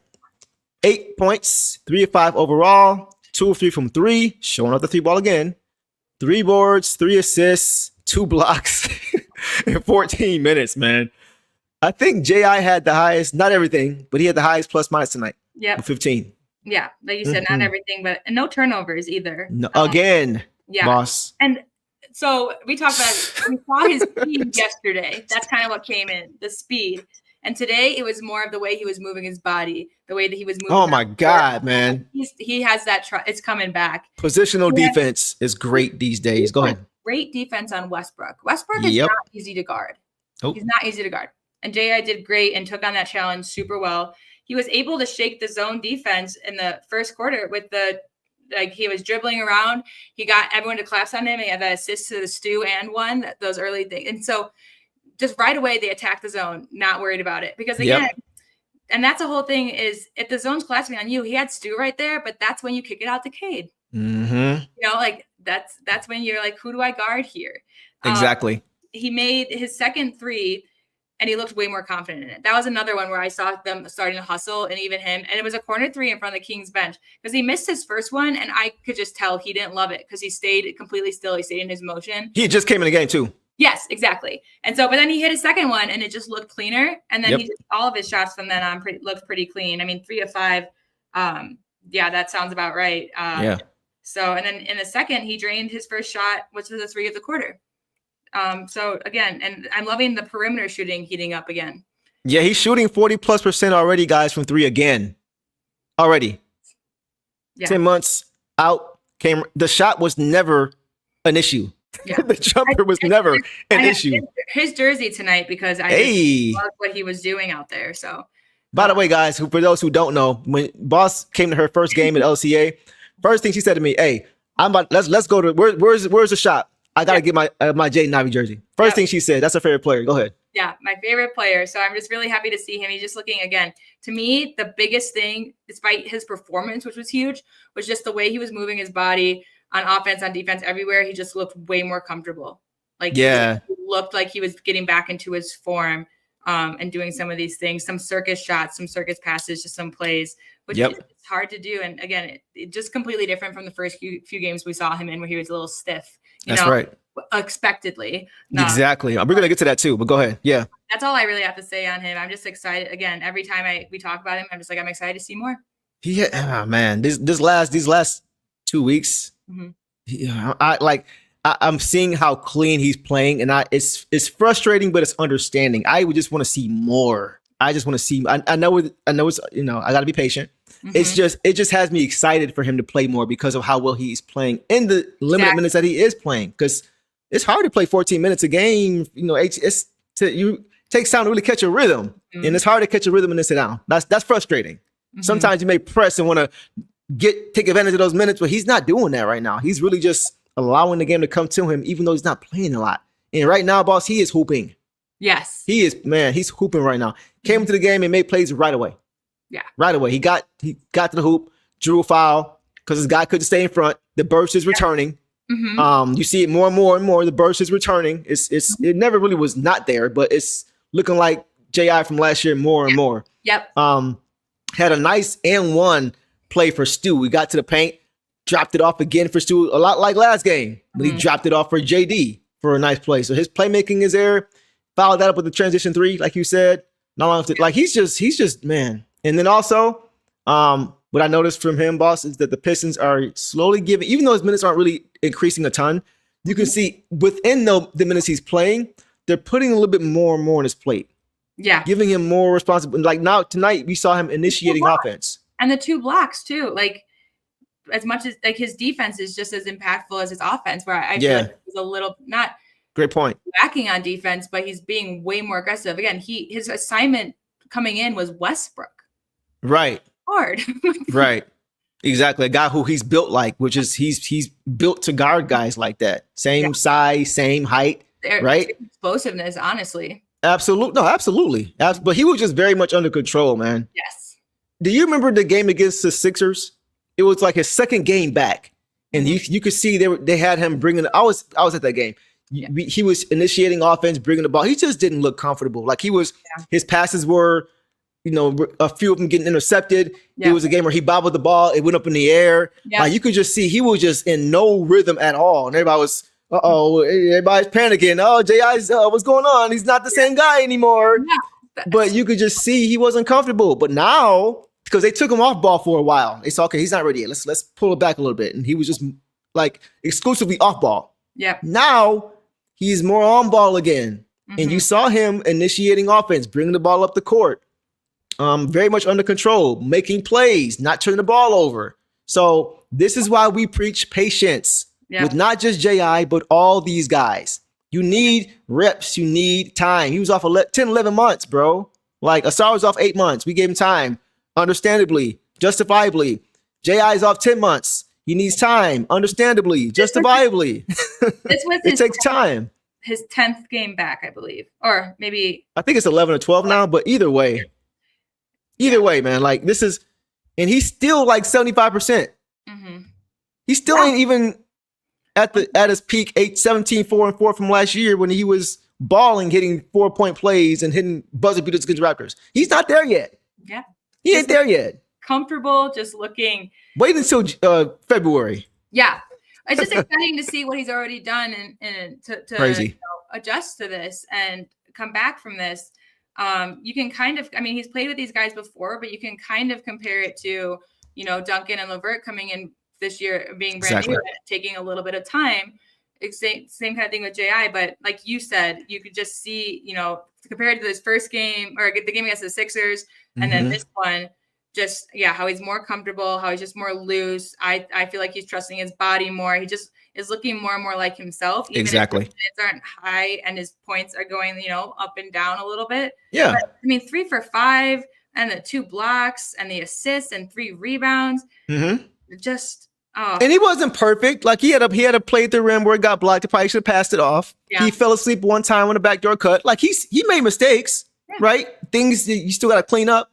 But you see, like from where he was just 2 weeks ago to now, it's crazy. It's what you said too about the minutes restriction thing. Like exactly, it's still going to be on your mind, and and that's confirmed that he's still on a minutes restriction. As far as I know. Okay. As far as I know. Okay. Yeah, I can't say for certain, but I think so. And because someone also mentioned maybe he only played this many because of the back-to-back. Back-to-back, yeah. They're watching him on back-to-backs. Okay. But yeah, because I'm excited. Maybe it's 12 games. It's been I think about exactly a month. Yeah. So probably in the 4 to 6 weeks when he was going to have this restriction anyway. So. Yep. Soon we will definitely see more of him, and I'm just really, like you said, just excited. Can't wait. I could say a million things about Ivy. So a few more comments, guys, because I could too. 313 AJL says never been so impressed with his. Yeah, but the way he's moving his feet, like you could tell he's been watching film. Yeah. On how to play defense. Yeah. Right, the way he is guarding guys, his angles, how he's keeping his hands down, and he's like positioning himself perfectly. You could tell he's watching. He's watching film, man. Yeah. Like he's never guarded like this before. That was the thing. Like people say he's so athletic, but he's not a good defender. Like you can see now he's putting it together. Yeah. That athleticism, once he gets the IQ and he understands positionally how to play, and then as a team, like he has the ability, guys, to be a top defender in this league. And Westbrook, and developing those skills, Westbrook and Schroeder are hard to defend. 2 of his fouls were on Schroeder. He had that one where he went phantom foul. And I mean, and he hated it. And that's something that, we would have been thrilled for Schroeder to draw last year. That's just what he does. He's very much like DeRozan. He's very much like some of these guys who know, like Harden, like they know when to get the foul call. Yep. So some of these, again, he to jump on that wasn't smart, but the fouls tonight and the defensive, like he had tough assignments. Yep. Those guys are very tough. They're very smart, and they just still held his own. Yeah, exactly. He still held his own. Exactly. So yeah, a few more comments, guys, and we'll call it a night. So he'll be back to form probably by in February, right around the deadline. I agree, and that's a perfect time for him to be peaking along with the rest of these guys. Devon says patience on everything: trades, life, players, coaches, everything. Listen to us old folks. We know a little something. Something. We've been around the block a little bit. I agree, Devon, for sure. 313 says, yeah, this is gel time right now. Let everything yes, exactly. Slow grind. Like you've said, it was supposed to be kind of a not rebuild. What kind of year did you call it? A not observation year. What did you evaluation year. Evaluation. Yep. Evaluation year. Like this is kind of what we're going into. And again, listen to us old folks because we've been through this. While some of these young guys are excited because the Pistons are good. The Pistons are good for the first time in some of these young kids' minds, young people's minds, like very good. Yep. And so there's a little bit of a jump. It's like, oh, what can we do to get better? Like how far can we take this? Like this feels amazing. But even if and again, I think the way we're playing, we will go definitely farther than we went last year. There's really no ceiling for us this year. I feel like just the way we're playing, I'm excited to see more.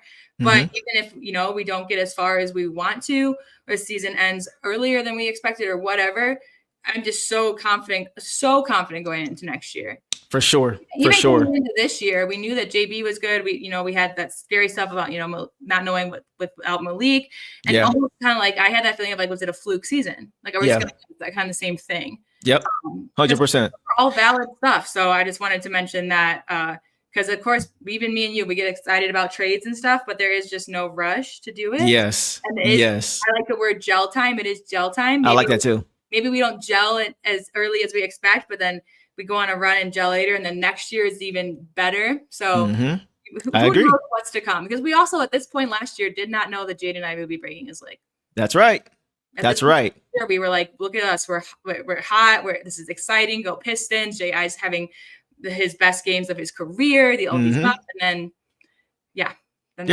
Devon says, Trajan said it's an evaluation year during the offseason. Yes, that's the thing. Like, we would have, I think less people would have lost sight of that if we were like 15-15 or 20-10 or 17-13. Then it would be more a focus like, well, this is an evaluation year. So, you know. Yeah. But since we're doing so well, everybody's like, finals. Yeah. Pump the brakes. It's still an evaluation year. We're still evaluating what we have because we're still seeing a lot of these guys play together for the first time. Yeah. Right. So that's the key we have to remember. It's still an evaluation year. We're still trying to see what we have. To your point, as far as the patience piece, I said it before, but we all had. So we were around when we saw teams growing organically. Even the 04 team, like even though those guys weren't drafted here, we saw those guys build together. But this is the first time in a long time we've seen all of our homegrown guys that we drafted build together. And we haven't had that. We've had Blake Griffin older, Tracy McGrady, Chris Webber, Antonio McDyess, who was great, right? But we had Allen Iverson. We had guys who were at the end of their careers getting piecemealed with other guys from other places. Yeah. Unless you were around, decades ago, you don't really know what it looks like to be able to build a team organically with your draft picks.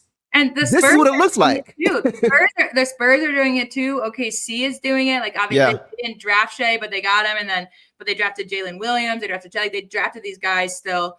Sam Presti has been a phenomenal GM as well. But just that just makes it more exciting. I don't know. I'll never be team trade a bunch of young talent away for someone big now and hope that you win and then have to rebuild again. I'm just excited for these guys' career. And for me, like you said, it's been the first time in a while. These guys are now, no matter where they end up, like a Sass or a Danis or whoever, no matter where they end up, it's going to be the way I've gotten to see them and watch them grow and get the time. I'm going to be a fan of them wherever. Right. Right. I agree. I agree. I like that aspect to it more as well. Yeah. Ben says, shout out to my old heads. Hey, we got you, man. Patience, young ones. Patience. Enjoy this slow burn towards greatness. Yeah, guys, we're just getting started. Our window is not closing. It is like we have to rush. Yep. We don't want to be a flash in the pan. Anything that takes time to sustain takes time to build. And just enjoy the game right now because this is fun.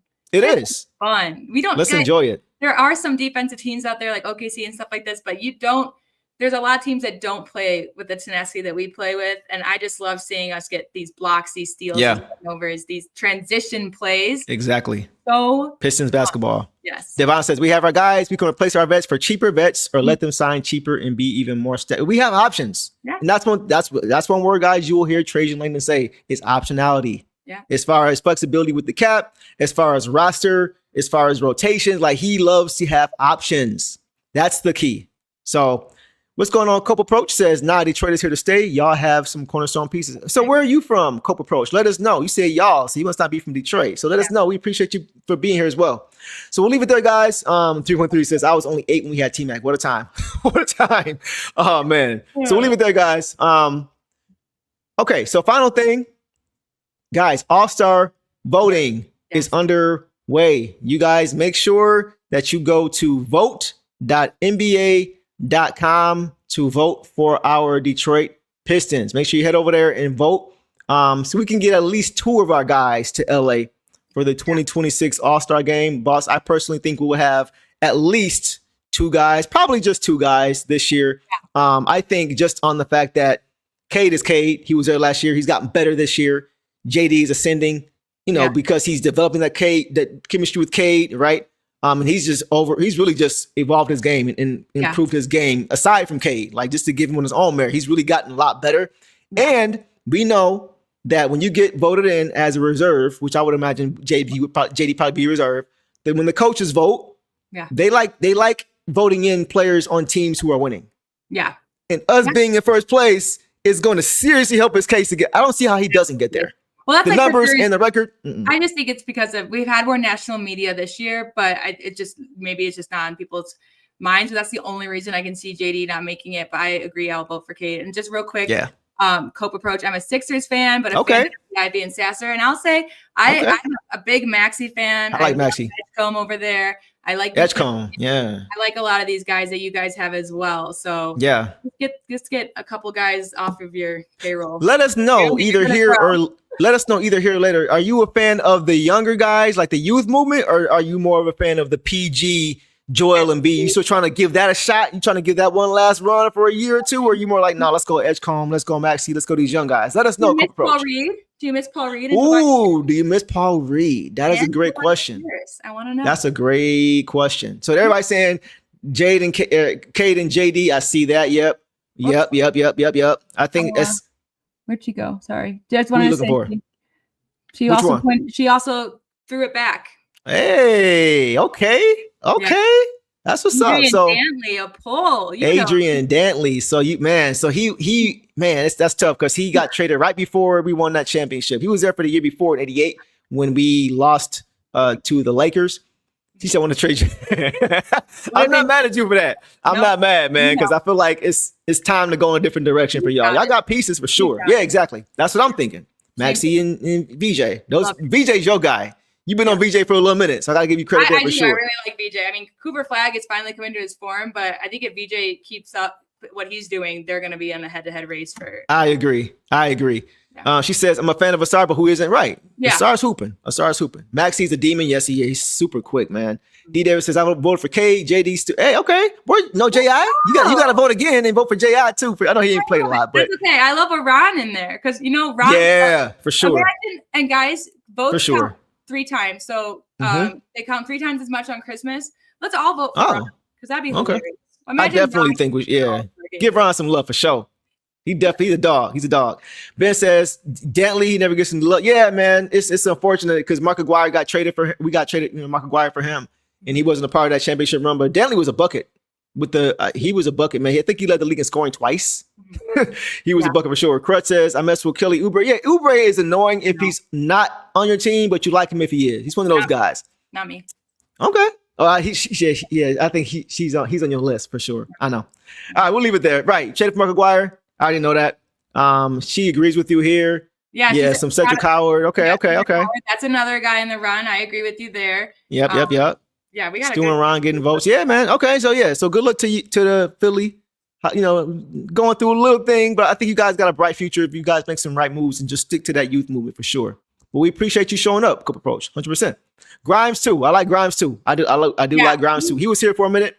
Yeah. We didn't have him long. He was injured, but I'm with it. I'm happy for him. And I remember having a discussion with some fans when we traded him and they were like, why would we do that? I was like, well, we have enough people to develop. Like we're in a development. We have enough young guys.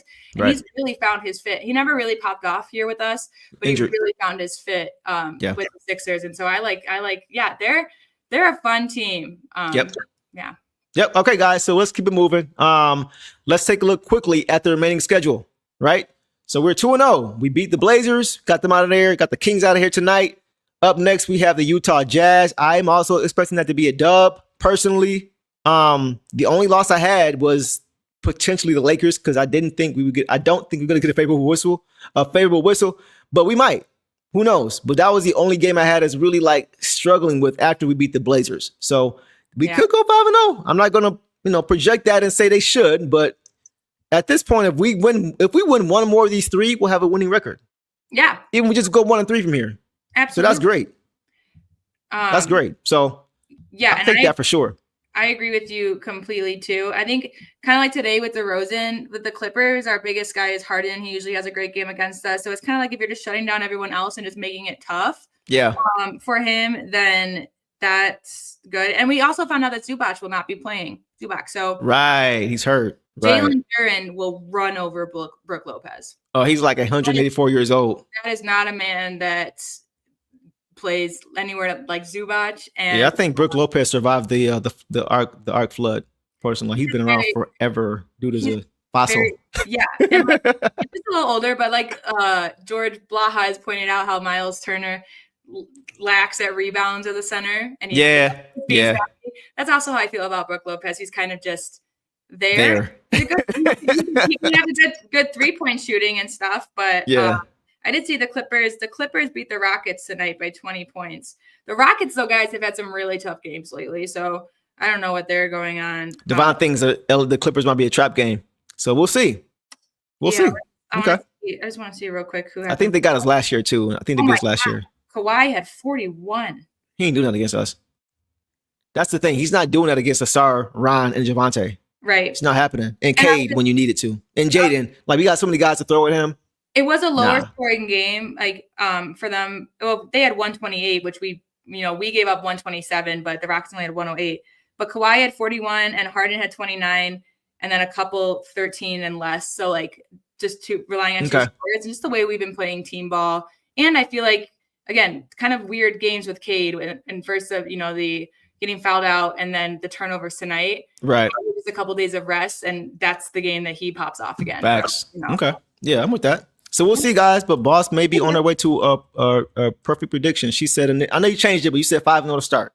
Yeah. I said 3-2. I was being, trying to be realistic and fair because it's tough on a road trip. But we'll see. I'm still sticking with 4-1 because that's realistic, So, and the Trailblazers were one of mine, and then the Jazz. So we'll see about that.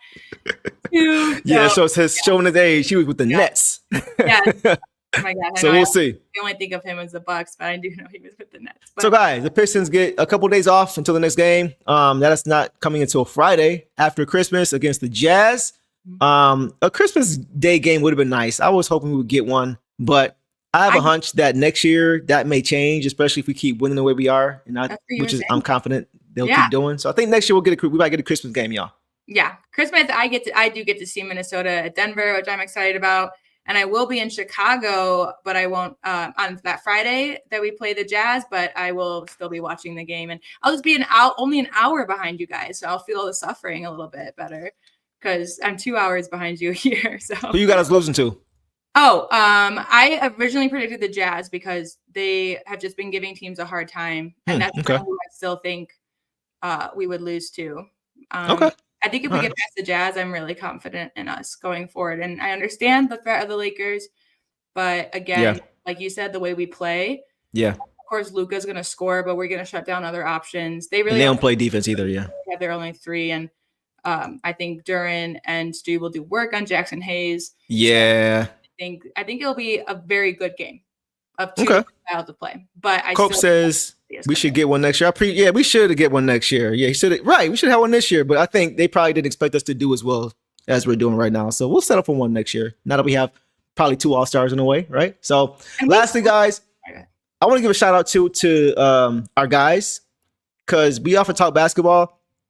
It's got to be hard for them personally, man, having to spend time away from their family during the holiday. Mm-hmm. That's got to be tough. Yeah. Shout out to them guys, man, making the sacrifices that they need to focus and stay locked in. That's got to be tough. FaceTiming is cool, but it ain't the same. Mm-hmm. You know what I mean? This time of year when everybody's with their family.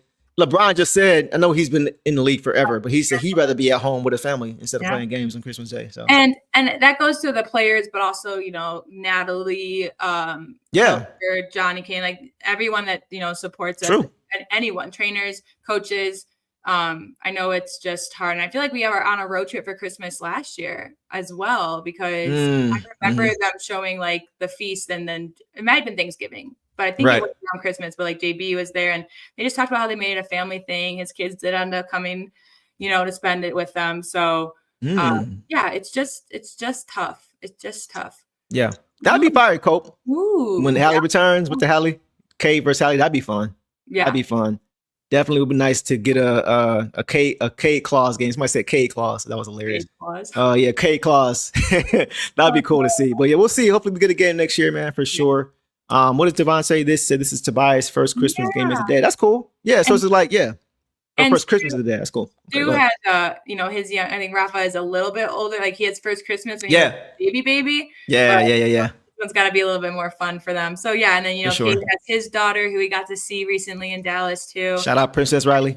Yes. So it's just, and Jaden and his 3 kids and his wife. So it's yeah, it's again a huge sacrifice, and they're just out here giving it all. And so even more excited for Friday now, just to see how they, come back. I love the chemistry in the chat, man. Everybody getting along. Everybody is bouncing off of your vibing. I love it, man. I just want to say that too. All right, last thing, guys, and we are done. It's because it's 3 a.m. there, and you guys are getting loopy. That's probably what it is too. That's why I need to get up out of here. So last thing, guys, before you get out of here, I need y'all to drop in the comments of this video, what is everybody's favorite Christmas movie? Boss, you let me know what yours is. I'll tell you what mine is, going back years. But Okay. y'all in the chat, let us know when this is over, or even now if you want to. But in the comments, let us know your favorite Christmas movie. Go ahead. There's lots of great ones. Mine's a pretty. It's an older-ish one, 2000s, and a little basic. It's called The Family Stone, with Diane Keaton, who passed away. I ain't seen that. So Okay. it's going to be a little bit harder to watch, but I just really, I don't know, something about that movie. It's a really weird, I hope it never happens to anyone in real life, but it's a very warm Christmas vibe. So Is it like It's a Wonderful Lifetime movie? no, it's just like, it centers around the family Stone. Okay. So their last name is Stone. It's centered around a family and just bringing okay. home some new, girlfriends and stuff. And Yeah. just a family flick. So I like Okay. it. Mine is Home Alone. Yeah. The second one, Lost in New York. I saw it for the first time and I was like, hey, yeah, man, exactly. You feel me, bro? Yes, bro. Home Alone, bro. That second one. I just watched it today. I got two boys. They saw it for the first time, with my wife, Shan. We all watched it. The vibes was back, bro. Like, man, I love that movie. Macaulay Culkin as a kid is hilarious, bro. So I love the vibes this time of year, man. The M&M's commercial with Santa Claus, he does exist. They do exist. I watch that commercial like every year. Like, I love that commercial. So good vibes this time of year. But yeah, you guys drop it in the comments for us, man. Camille's like, why y'all still here, bro? But yeah. Oh, that's a good one too. Nightmare Before Christmas. That's a good one too. Scrooged. I haven't seen that one. Scrooged. I haven't seen Scrooged. National Lampoon, that's a classic. I have seen that one. I've seen that one. Yeah. Okay. Well, look, make sure y'all go watch the movies. Yes. Thursday. When we come back Friday, I want to see everybody talking about how they watched their favorite movie. And we're going to talk about that if we got time after the post game when we beat the Lakers. Would you rather me watch or Lakers? Christmas movie? Jazz, my bad. Go ahead. Would you rather me watch a Christmas movie or Sinners? Sinners. Okay. Okay. Look, D Davis, and I'm gonna take a leap of faith. And we just met, but Cope Approach. Have you seen Sinners? Because Boss has not seen Sinners. We trying to get her cultured up in here. You know what I'm saying? Trying to get some culture up in here. This Christmas is a good one, bro. That's a good one. That is a good one. See, gotta watch Sinners. Okay. Gotta watch Sinners. Because you gotta get that joke I was telling you about when they were singing Pick Poor Robin Clean. Yeah, I pick poor Robin Clean. I pick poor Robin Clean. Yes, Crud, you know what's up, bro. Yes, man. Oh, what? How have you know? Okay. Oh, man, y'all killing me. Cope Approach. If you plan on returning, I hope you do, because I like your energy. Hopefully you come back. I need you, if you can, to watch Sinners. You and Boss, y'all got to watch Sinners between now and Friday. Please. So we can talk about it, so I can get my jokes off and not laughing by myself. Please. All right. It's on HBO. No excuses. No excuses, man. So let's get to it. Okay. Y'all got to do that. Just for me. For me. It was fun. Okay. We'll call it there, y'all. Fun episode, man. Great episode. Had some newcomers, some new people we got a chance to meet with, like Cope, Ben, all you guys, man. Ben says after you watch Sinners, watch an analysis video or two. There's symbolism on top of symbolism. And it's not just your average horror movie either. Right. It's layers upon layers upon layers, man. So I really think you will like it for sure. All right. Now I'm gonna watch it tomorrow. Okay. Later today. Yeah, got Cope Approach doing the same thing. Christmas. Let's do it. So there we go. Okay, cool. So look, y'all got everybody here. Have a great night, man. Outro song finna be fire. Dog Pound, you know it's coming. Yeah, it's coming. So y'all stick around for the Dog Pound outro that's coming up in a minute after I finish rambling. But we appreciate you guys being here with us, man. It's been a great show.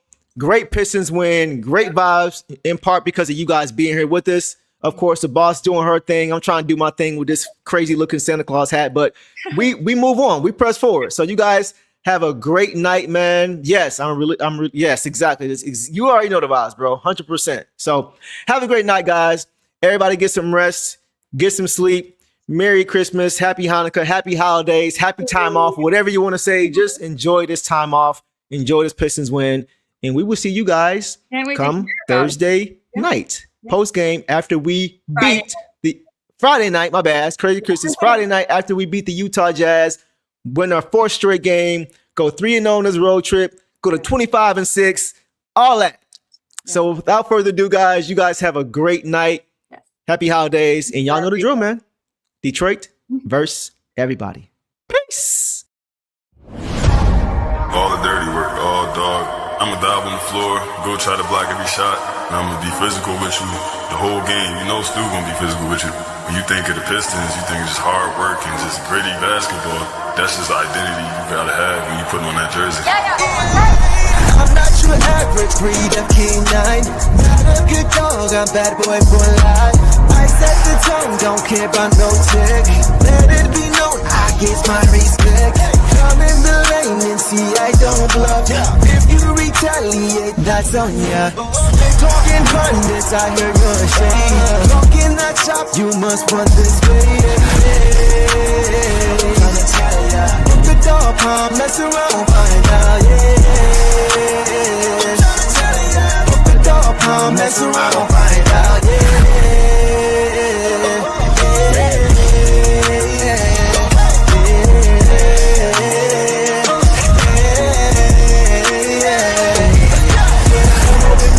For some barbecue sauce, boy, you better crop a hill, cause I'm like that.